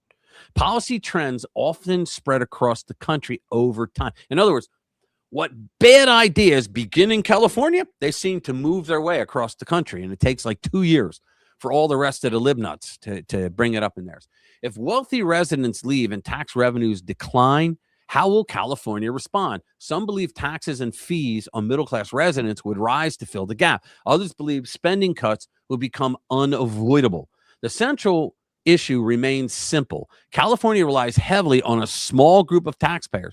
If that group relocates, the state could face one of the largest budget adjustments in history. Whether that scenario happens or not, the possibility alone has already sparked debate about the future of taxation, migration, and state finances in America. Now, you can bet that Democrats across the country are trying to now come up with ways that they could say, screw you, we're taking your money even if you move out. That's what they're doing. Yeah, but how can they do that? Somehow legally they might be able to, because they could say, well, we have a tax that starts today. And you know what else? There's no ex post facto laws in the U.S. Constitution. I don't know. See, I don't know. The Democrats always use that magical 14th Amendment to say everything in the U.S. Constitution now applies over. It supersedes that of state constitutions, which I think is bullshit. But if that's the case, they may say no ex post facto laws. So they can't pick and choose when they want the Constitution to be, their own Constitution to be overridden. I mean, it's a bunch of horse shit. So, how about ICE and the legal observers? That's going to be fun. Yeah, legal observers. I'm a legal observer. What? That's not a thing. Yes, it is. All right. What do you mean? ICE ramps up arrests against legal observers? Yeah, we'll do that one. I'm going to pick the next one. Okay, here we go. ICE ramps up. So ICE ramps up arrest against legal observer. That is the Renee Goods. It's the FAFO people. Okay, they're legal observers. Well, you can be an observer all you want as long as you do it on the freaking sidewalk like all the protesters. Well, as long as you're not doing anything illegal, you can be a legal observer. Right. But the fact of the matter is you're allowed to protest. So you see what they call legal observers, they're protesters, and they're watching to make sure of it. Right. So if something happens, they're the ones that are on their little app and they tell everybody swarm, you know what I mean? So, and if you obstruct law enforcement, that's no longer legal. Right. So yes, that's exactly correct. You can protest, you can have your little signs and scream your bloody hearts out, blow all the whistles you want. But the fact of the matter is, the minute you interfere with them, you're breaking the law. So illegal alien advocates say the arrests are unlawful. Sure, they do. Federal officers are detaining and arresting anti-ICE agitators who call themselves legal observers under a statute forbidding interference of law enforcement operations. Immigration, see, the way they go, I wasn't protesting. I wasn't interfering. I was a legal observer. Oh, Jesus. Immigrations and Customs Enforcement officers have arrested about 655 people under the statute, which is double the number of similar arrests from the same period a year ago, according to a Reuters review. And that's because Democrat politicians have ramped up their fear-mongering rhetoric since last year. The statute forbids anyone from assaulting, resisting, intimidating, or interfering with federal officials engaged in the performance of official duties. Quote, when agitators willingly involve themselves and inject themselves in law enforcement operations, they're risking arrest as well as jeopardizing the safety of themselves and those around them, said Department of Homeland Security spokesperson Tricia McLaughlin to Reuters. The statute forbids, well, we already read that part. All right. Just what constitutes interfering is being challenged in the courts. U.S. District Judge Kate Menendez of Minnesota had ruled that federal agents could not stop vehicles if they were at distance seemed safe and appropriate. Yeah, but see, the problem is you could be 50 feet away and that's safe and appropriate until you come flying at me when my back's turned and I don't hear you because of all the fucking whistles that are being blown in your ear. Right? Am I missing something? So the Department of Homeland Security appealed the ruling. Illegal alien advocates claim that federal officers are acting unlawfully by arresting observers. No, they're not. Quote, as seen in Minneapolis and elsewhere, anyone who encounters immigration agents and attempts to criticize or even simply to record them, you can't even record them, or who is just on the scene observing or trying to help, can be subjected to aggressive questioning or other retaliation, reads a statement from the American Immigration Council. Federal agents have attempted to charge protesters and observers with obstructing or interfering with law enforcement operations, sometimes arguing that by being in the way of federal agents or vehicles, they are violating federal law. Let's get down to this. Is this part of it? ICE is arresting those who follow. Immigration officers in Minnesota are arresting people for following them. They're getting smarter. They're learning how to avoid observers. They're learning how to scare us. This is Becky Ringstrom. She was driving home in her SUV after following immigration officers when she was boxed in by several vehicles. 6 masked officers jumped out, and then she was arrested. What's up, Charlie? It's the latest detention for violating this section of the U.S. Code. It's a catch-all charge for anyone who, quote, forcibly assaults or impedes a federal officer who's conducting their duties. And it's being used a lot more under Trump. We reviewed court records and found that the Trump administration prosecuted at least 655 people under that charge since Trump's crackdowns began last summer. Yep. That's more than double the same period the year before. The Department of Homeland Security said assaulting and obstructing a federal officer is a felony. They said ICE officers use the minimum amount of force necessary to protect themselves, the public, and federal property. In January, a federal judge in Minneapolis said that a vehicle following ICE at an appropriate distance did not justify a stop or an arrest. But a federal appeals court later... Let me tell you something. If you're in a vehicle and you know that there are people out there that were throwing frozen water bottles at you, which could kill you if they hit you hard enough in the head, all right, or in the face. So when you know that they're shooting fireworks at you and you know that they're going to interfere with you, you know they're going to be blowing all their fucking whistles, and now they're following you in cars, I don't care what distance they are. That should be illegal, because now, I mean, you're a professional law enforcement officer, but you're a fucking human being first. And so you got to do your job while trying to keep an eye on them. Are they going to do something that's going to hurt me? Am I going to make it home tonight? Right? But here's the good news. later paused that decision. So an appeals court paused it, which is good.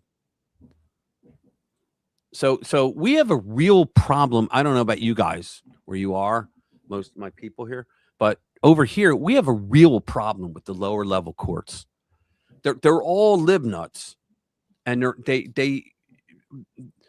they're Jacobins in black robes is what they are.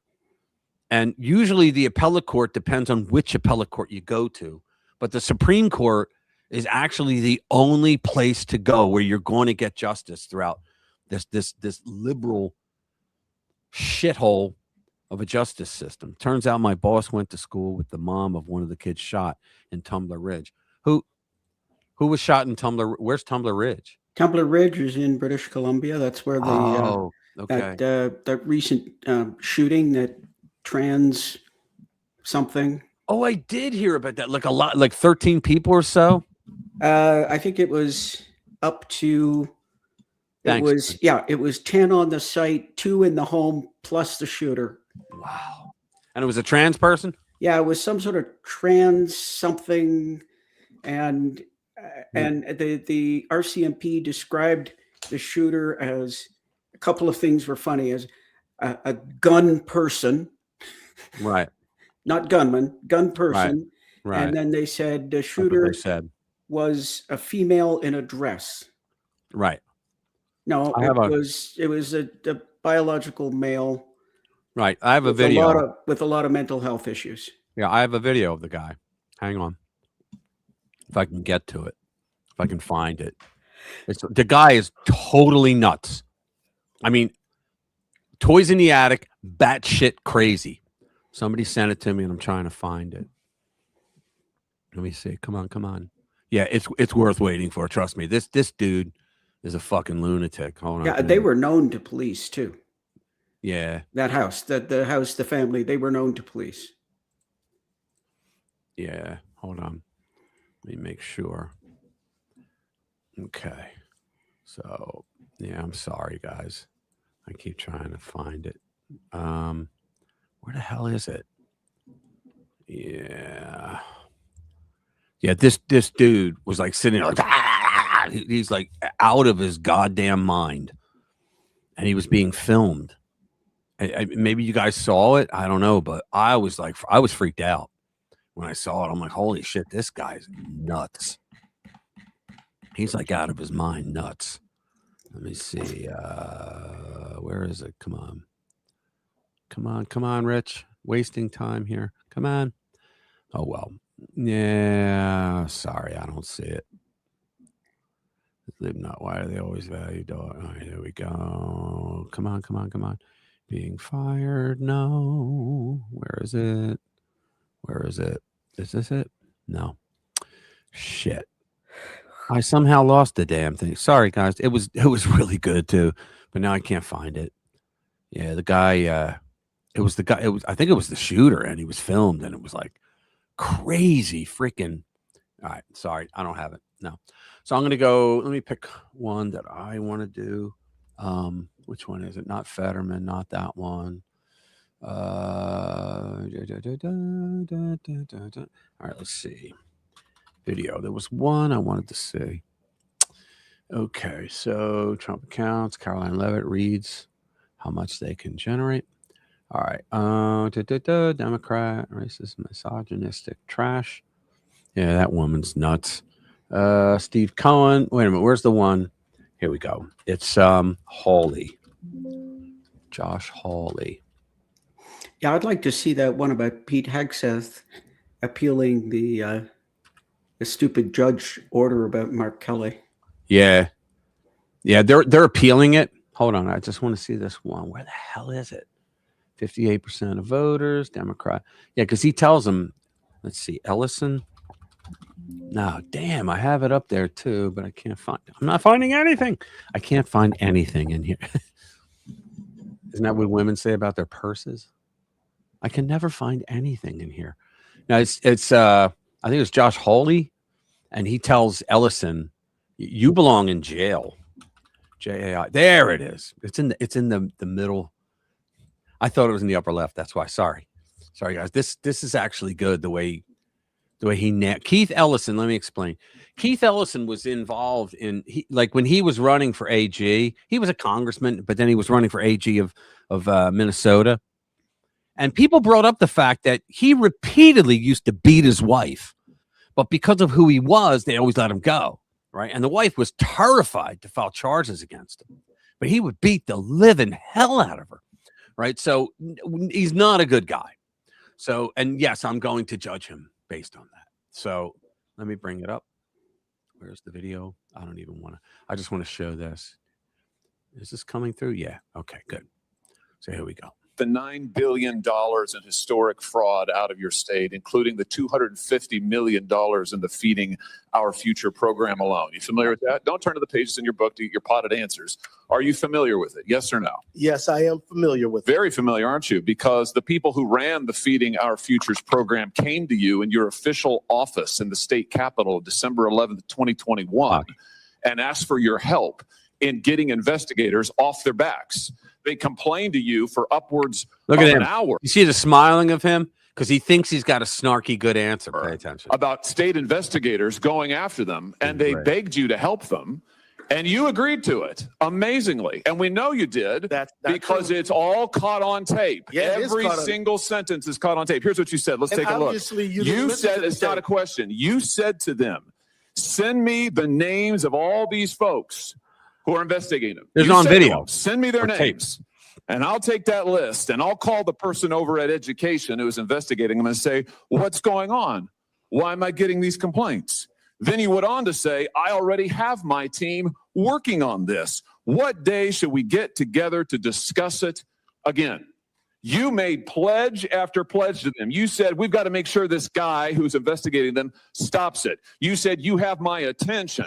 I'm concerned about this. You said, let's go fight these people. Talk about getting slammed in your face in front of the world. Meaning the people who were investigating the fraud. Why'd you do it? Why'd you help them? Are you going to let me answer? Please. We're all ears. So first of all, you're cherry picking quotes out of there. Why did you help them? I thought you were going to let me answer. Why did you Are you going to let me answer? Why did you help You let me answer and I'll answer you. Tell the truth and I'll let you answer. I will tell the truth. Good. Let's do That'd that. be a nice change. never said the truth in your life. Now see, Mr. Chairman, I didn't come here to be insulted. I came here voluntarily. You came here for the truth. Let's have it. Why did you help them? The quotes are here. They're in black and white, and every member of this audience can listen to the recording. It's 54 minutes long. It's all in public. You can Google it right now. Guys, he got caught in an audio record. Somebody recorded it, and he got caught, and now he's trying to weasel his way out of it. Now and listen to it. And listen to it all. Why'd you help them? He did listen to it. First of all, I didn't help them. You did help them. No, I did not. I certainly didn't. You're saying you didn't do anything for them. You didn't. Well, wait a minute. I already have my team working on this again. That's not you. I have my team assisted with the information that led to the prosecution and conviction of these people. No, you didn't. You didn't lift a finger to prosecute them. No, you did not. He did not. Yeah, there was no prosecution. He's a liar. He was a scumbag for years, and I don't think he got better with time. Which one do you want now? Pick one. I was thinking that the second from the top in the list, they're Pete Hegseth and Mark Kelly. Okay. I want to see Mark Kelly get dinged. Yeah, I do too.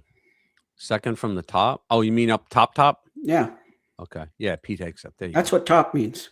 Yeah. Well, I thought you dumb it. I thought you smart ass. I thought you meant from the middle because that's where I was. Okay. Let's see. Pete Hegseth. This is Twitchy. Pete Hegseth says a judge's order that Mark Kelly's rank can't be docked will be appealed. See, what they had to do is they had to reinstate him as a full active duty officer so they could court-martial him. But then they went another way for whatever reason, and a grand jury wouldn't indict because it was DC and they hate Trump. On Thursday, a judge ruled that the Pentagon could not follow through on Secretary of War Pete Hegseth's move to dock Senator Mark Kelly's rank and reduce his pay. Kelly sued Hegseth last month over his censure letter that cut his pay as a retired Navy captain. Now, I don't think a judge should have the ability to change policy in the executive branch, in the military of the executive branch, but they're going to appeal it because that right there, what I just mentioned, is a reversible error.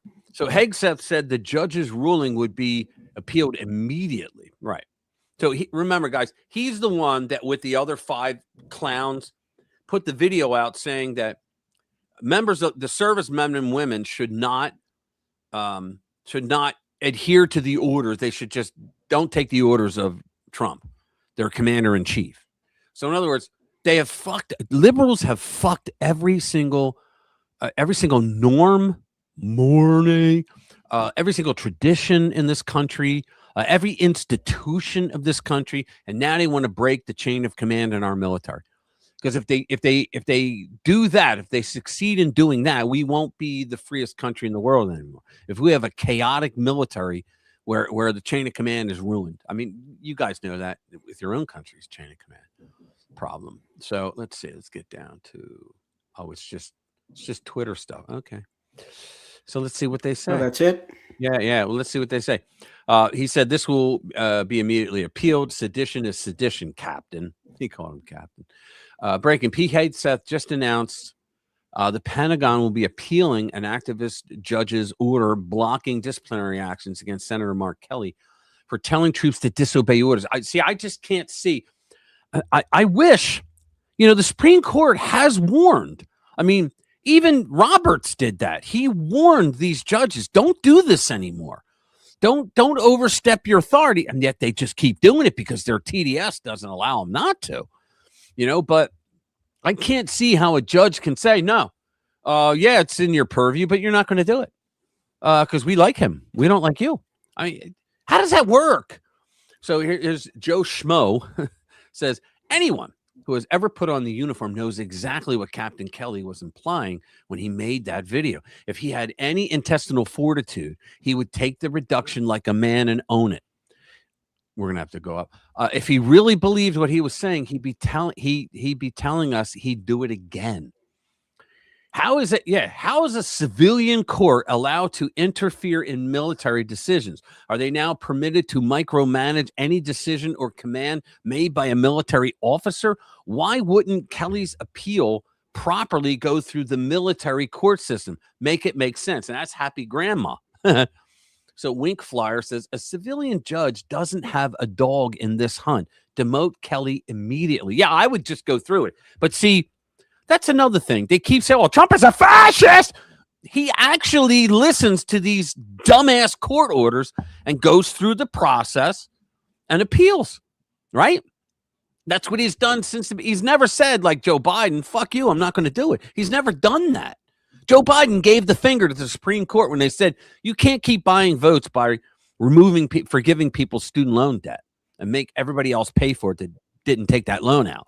Yeah, then he said, but I found a way to do it anyway. Yeah. He said, the Supreme Court tried to stop me from being able to relieve people of student debt and give them a good life, but I'm not going to listen to them. Impeachment. Yeah, but we weren't in charge of anything back then. Separate legal systems and authority. So everybody gets it. except Mark Kelly and that judge. They don't get it. Well, there's something interesting that I didn't see on my Sports first bar, 90s grudge. read Tom and through Jerry's here. Sports Bar. Hold on. What do you mean? Oh, you're you're directing people off my stream. Okay, that's fine. Thanks, Lou. What are you looking for? Oh, I was just saying I didn't see this in my first look through. Biden admin Democrats running in 2026 scrub ex-president's name from their campaigns. Oh, yeah. That's another good one. That might be cool. Yeah, I think it will be. Let's see. Biden admin Democrats running 2026 campaign. They scrubbed the former president. At least 9 Democrats who served in the Biden administration are now running for Congress or governor, but campaign materials across the country reveal a striking pattern as the former president who elevated their careers is largely absent from their messaging because they wanted people to be able to understand what their messaging is. Campaign websites, launch videos, and promotional content from multiple Biden-era officials omit his name, image, and direct references to their service under his administration. Can you imagine you worked for a president's administration and you really can't say it because you'll lose? They're going to lose anyway because everybody knows it. So therefore, it's our job to remind people that they work for him. The coordinated silence, first highlighted in reporting from Axios that sometimes believes that they are a news service, reflects a broader political reality as Democratic candidates attempt to navigate the electoral fallout of Biden's presidency. He stole it. These are not minor staffers quietly updating resumes. The list includes ambassadors, cabinet secretaries, and senior White House officials, figures whose most prominent public roles came directly from Biden, yet whose campaigns now minimize or obscure that connection. Gotta love it. High-profile Democrats downplay Biden ties. Bridget Brink, Biden's ambassador to Ukraine, and now a candidate for a Republican-held House seat in Michigan, she ain't getting it, described serving under 5 presidents, both Democrat and Republicans, in her launch video. Get this. While imagery highlighted former presidents Barack Obama, George W. Bush, Biden, who appointed her ambassador, was not referenced. Michael Roth, who served as interim head of the Small Business Administration, the SBA, described himself online as trusted by senators, governors, mayors, and a president. A president. However, Roth stopped short naming which president. Former Interior Secretary Deb Haaland's gubernatorial campaign in New Mexico references her cabinet tenure only as service for the past 4 years, omitting Biden entire. See, MAGA people would be like, I'm running for Congress. I was the secretary of whatever under the Trump administration. MAGA, America first. These people are terrified. This guy, Javier Becerra, didn't what department, Bobby, what department did he run in California? Some ridiculous thing that he like abused. It was the Health and Human Services or something. We don't need to read more. No, he was Federal Health and Human Services. Yeah, but he was in California. I think he did something similar there. Hold on.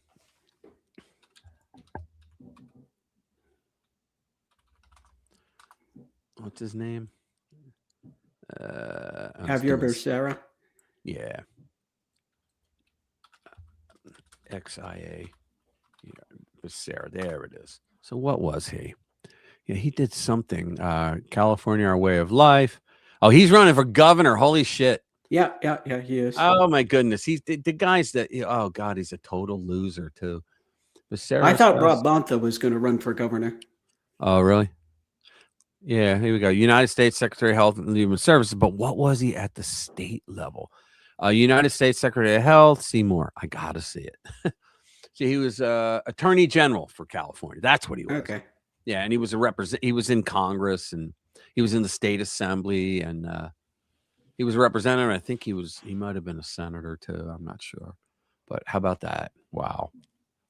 Crazy. So, and I see something here that we haven't touched on. What's that? This whole thing about China.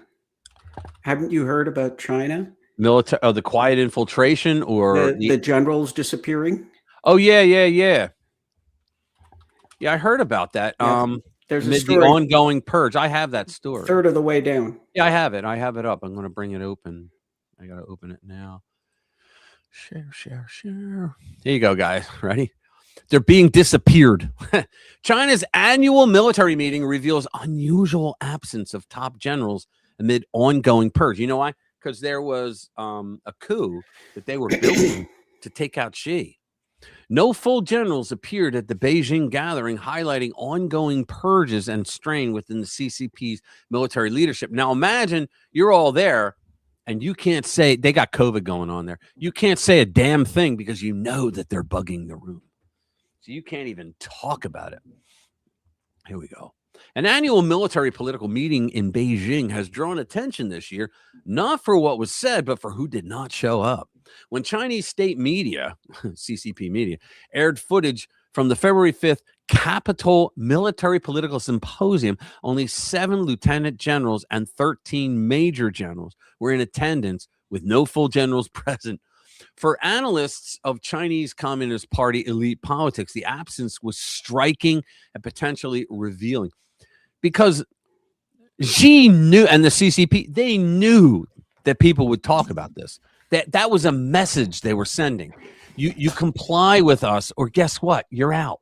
We made you, we can destroy you. Compared with previous years, when at least one full general attended the high-profile gathering, the 2026 lineup suggested the CCP's ongoing purge of senior military leaders may have hollowed out the upper ranks of the People's Liberation Army, leaving what some observers describe as a power vacuum at the top. Barack Obama did the same thing.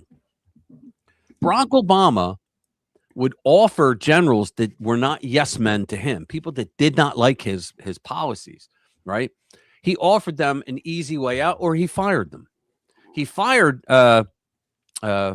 Mike Flynn very publicly too. Fired Mike Flynn because Mike Flynn did not like his phony Iran deal, and he didn't like some other things that were going on. So he was purging people, and so what started happening with that purge, a lot of the sergeants were leaving under him, and they had to move other people up. Your sergeants are the backbone of every army. They're the guys that get the shit moving, get the ranks out there, right? The sergeants. And when you have sergeants that are like doing a 20-year plan, they're on year 15, you need them. And they all left. They all took the early retirement because they saw the writing on the wall. And they made us significantly less safe by Barack Hussein, Milhouse, Benito, Obama. Okay. The contrast with previous years is sharp. In 2024, Miao Hua, whoever, who was a PLA Navy admiral and the director of the Central Military Commission's Political Work Department, get all that shit on a business card, attended the meeting alongside 7 lieutenant generals. In 2025, the deputy head of the same department, He Hongjun, a PLA Army general, appeared with 4 lieutenant generals. Both men have since been purged and removed from power. Miao was removed from office in July 2024 while he was expelled. It looks like it's God, right? He was expelled from party and military ranks in October 2025. Other senior officers who attended past editions of the symposium have also disappeared from public view or come under investigation. Of the 7 lieutenant generals present in 2024, at least one, Zhang Fengxiang, I did it, yeah. Then political commissar of the PLA rocket force, has been purged. 2 others failed to attend a key anti-corruption meeting in early 2026, fueling speculation about their status. I think we know what's going on. Xi is getting rid of everybody that isn't kissing his ass. Yeah, and they say it may be because a lot of those generals disagreed with any plan to invade Taiwan. Yeah. And they were warning him against it, and so he gets rid of them. Yeah. Yeah, somebody just sent me the video to the British Columbia thing, but I don't know if I could play part of it even. It's 16 minutes. We're obviously one at the time, but I would love to play this. But I think if I play anything against trans people, even if they're not U.S. trans people, I would get in trouble. Yeah, you'll get a ding. I know, they do that. I got a ding one time for not even doing that. In fact, what it was a video I was showing where there was a trans guy and well, I'm sorry, ma'am, and was a hostess inside a it was in Canada and it was in Australia, It was a hostess of this bar, pub, whatever, restaurant. And I think it was her husband. She was an elderly woman who was paying, a customer. And what happened was her husband was outside filming it on his phone because the door was open to the place and little hallway in. And you see him and he's yelling at her saying, "What's the matter with you? Can't you tell I'm a woman?" And she turns and she was very polite. She goes, "Look, I'm really sorry, but you don't look like a woman. I thought you were a man." So I said, "Thank you, sir." You know, and the guy just went nuts. So then he turns around and comes out and sees the guy is filming, comes out and grabs the phone and wrestles him to the ground on it. So I show this thing, right? And as the guy comes out and he goes to reach for it, I stop it. And I didn't show any more. And there was a lot of film left over rolling on the floor, right? On the ground outside. And so I literally said, "Guys, this guy got violent and I can't show you that. Because if I do, I could get dinged," right? They hit me anyway. They gave me a strike for that anyway. For not showing violence. They gave me a strike for violence. And it was because, I believe, because of a trans person, right? You know, Google and fact checkers. We have nothing against trans people now, unless they're shooting at us. We're just presenting the news. Yeah, we are just presenting the news. Yeah. I think we've done our bit, though. Oh, here's a good one, though. You have to see this. Okay. All right. This is one last one. We're not going to play the whole thing because it's like 13 minutes. We don't have that time. But I got to show you this. I saw this earlier. The black liberal shoots a pro-ICE MAGA protester. Ready? So here we go. Is it up there? Yeah. So I just woke up to MAGA doxing me. Mind you, this is what they did to my face. This is what they did to me. What did she do? I don't know. And now they're doxing me all over the internet. And they did this to me. Look at my face. Is it bruised? I guess it is. Yeah. I can't even move my face. Spray. I did not attack anyone. I didn't hurt anybody. All I did was move his camera. And he attacked me. Look at what he did to me. Was that mace? They vandalized my car. They kicked a dent in my car. They threw water bottles at me. I have second-degree burns all over my face. I can't even move my face. I did not attack anyone. I didn't hurt anybody. All I did was move his camera. Repeating it. And he attacked me. Look at what he did to me. They vandalized my car. They kicked a dent in my car. They threw water bottles at me. That's the MAGA guy there. And now they're all in my comments calling me the N-word, being racist as hell. Like, fuck Nazis, fuck all of you. So we have a long clip here. If you guys haven't watched these guys, watch them. I think they're family or just friends, but they're awesome. Of what really happened and what They usually sit in their house and they usually have like, I think 4. One's missing.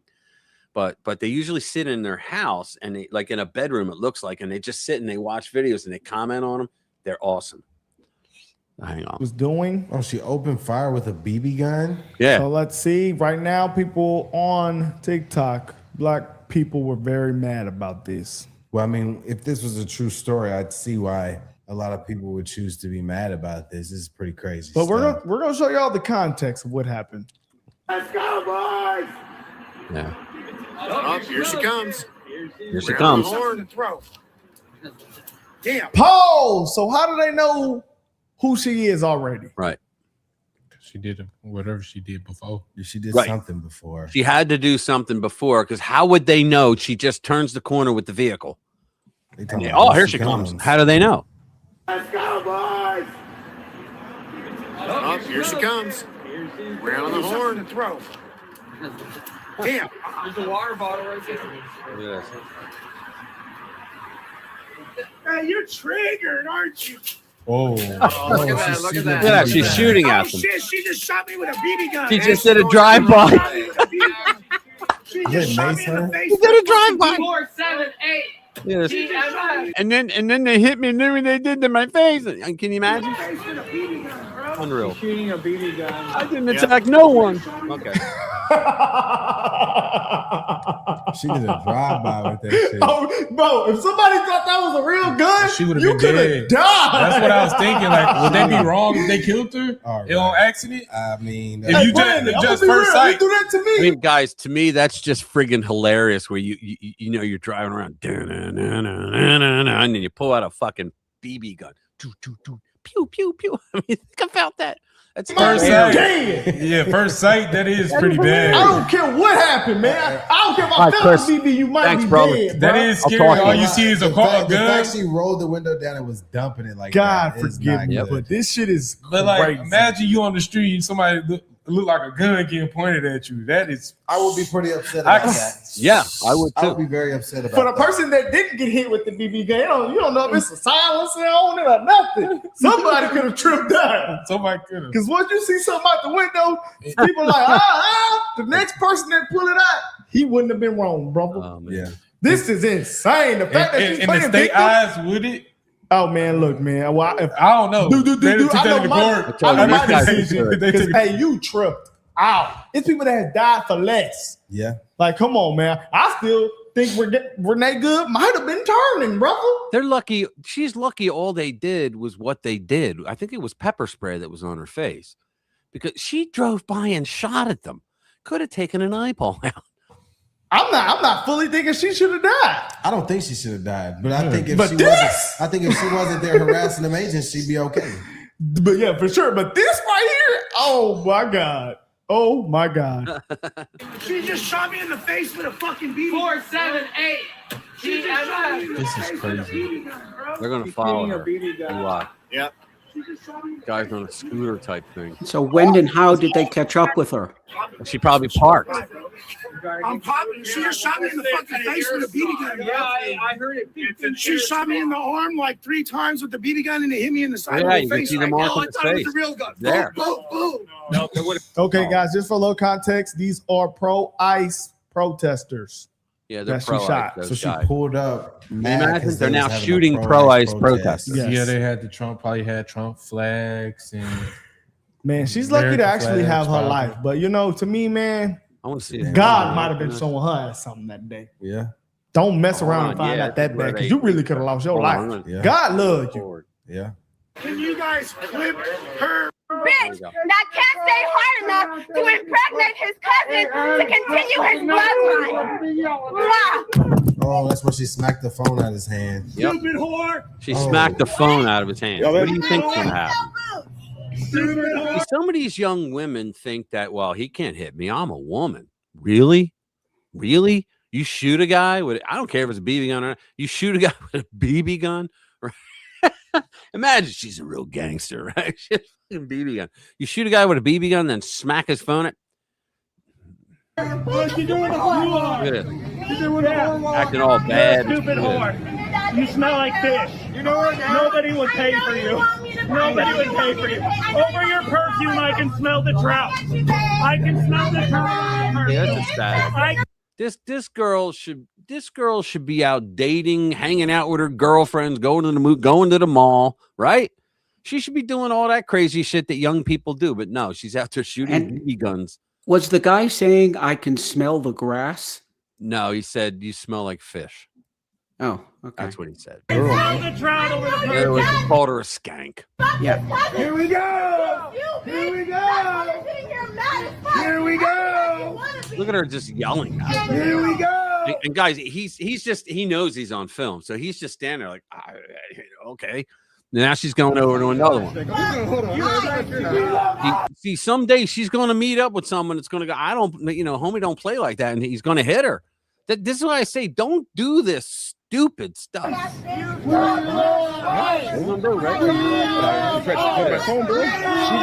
If he hits him, he has the legal right to hit back.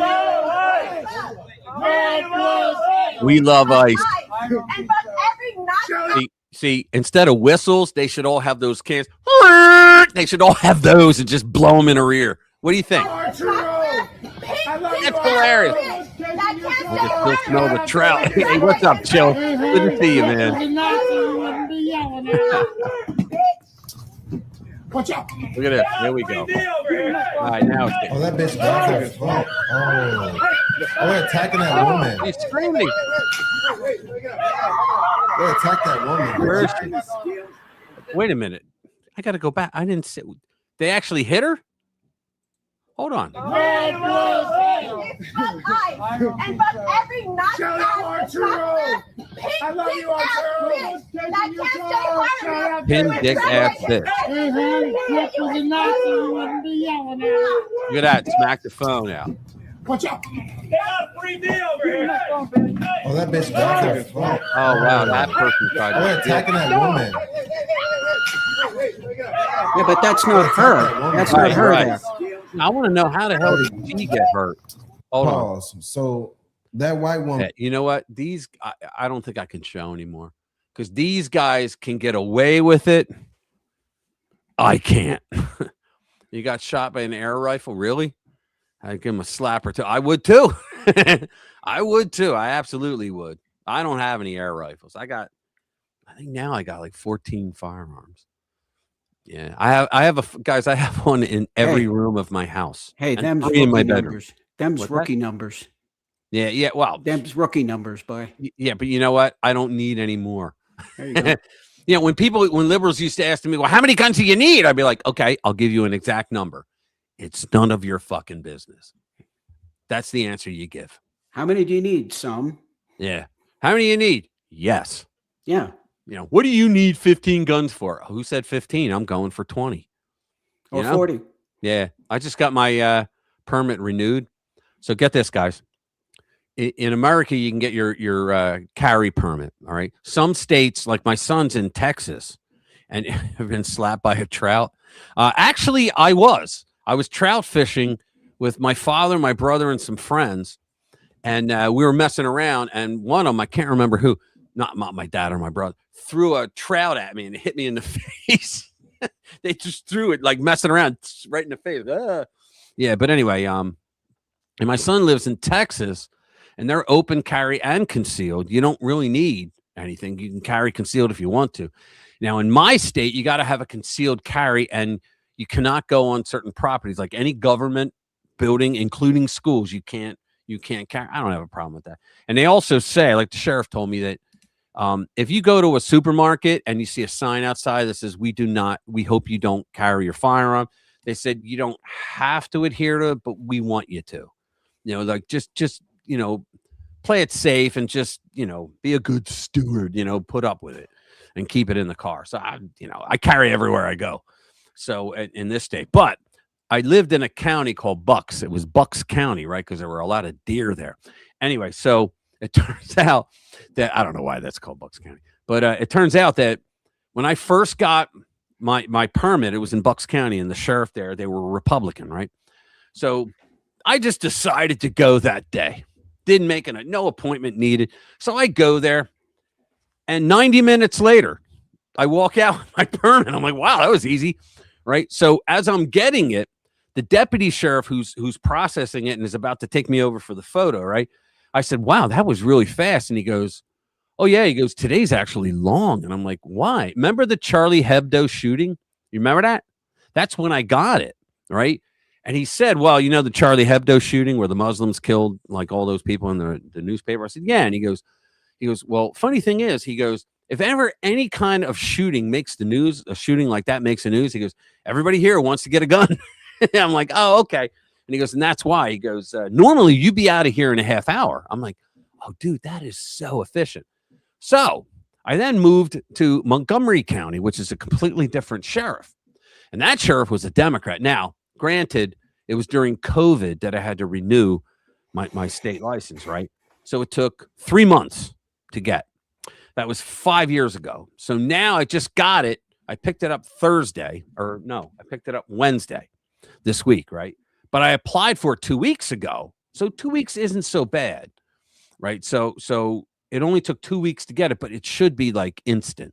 You should be able to get it instant. I know in Philly, they didn't issue them anymore, which is against our Constitution. Your Second Amendment said, no, you got to give, if you're going to do, personally, I don't think permits should be legal.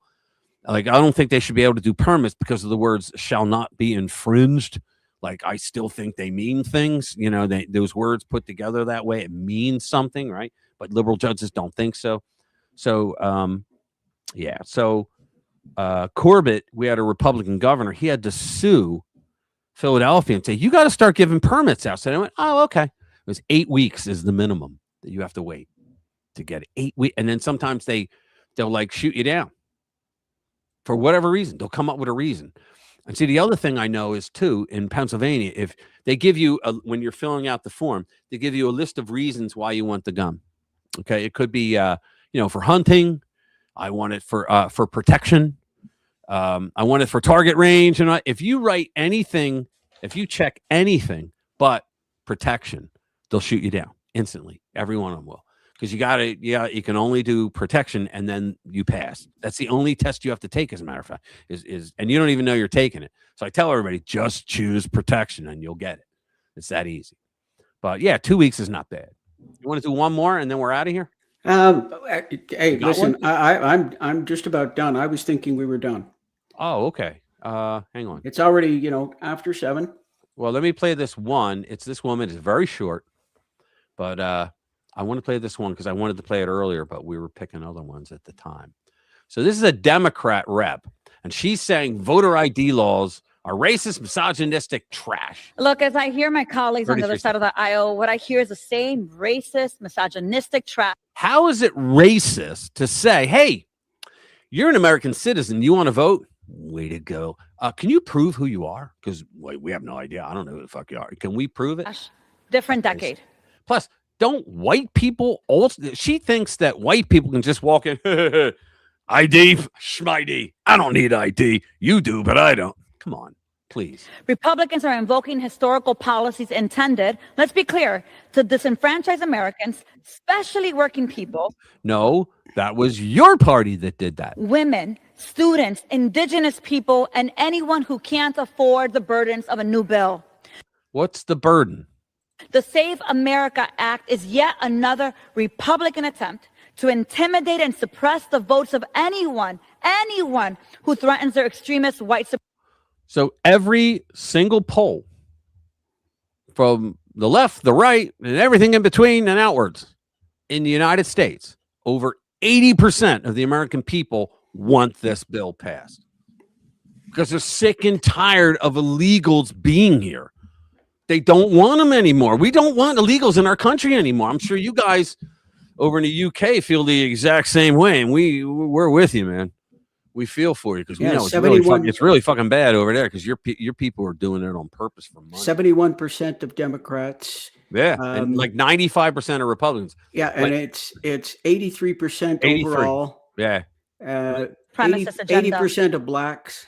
Yeah. Unreal. Hey guys, do me a favor, hit that like button if you can before you leave. It really helps. With the algorithm start sending people. I'm only doing like 3 videos a week now. I'm trying something because they're still pushing the shorts first, and then there's a smaller spot for long view videos. So I'm getting crushed. So I'm trying to rebuild it again. For whatever reason, I'm getting crushed. So do me a favor and watch my videos during the week and send them to friends, and let's get it going again. Thank you guys for being here. You know I love every single one of you guys. You make the show. I appreciate it. You guys are the best damn audience that anybody can have. You come here every week. You guys are loyal. We love you to death. Thank you very much. You guys have a great weekend and a great week. We will see you here next week. Ciao.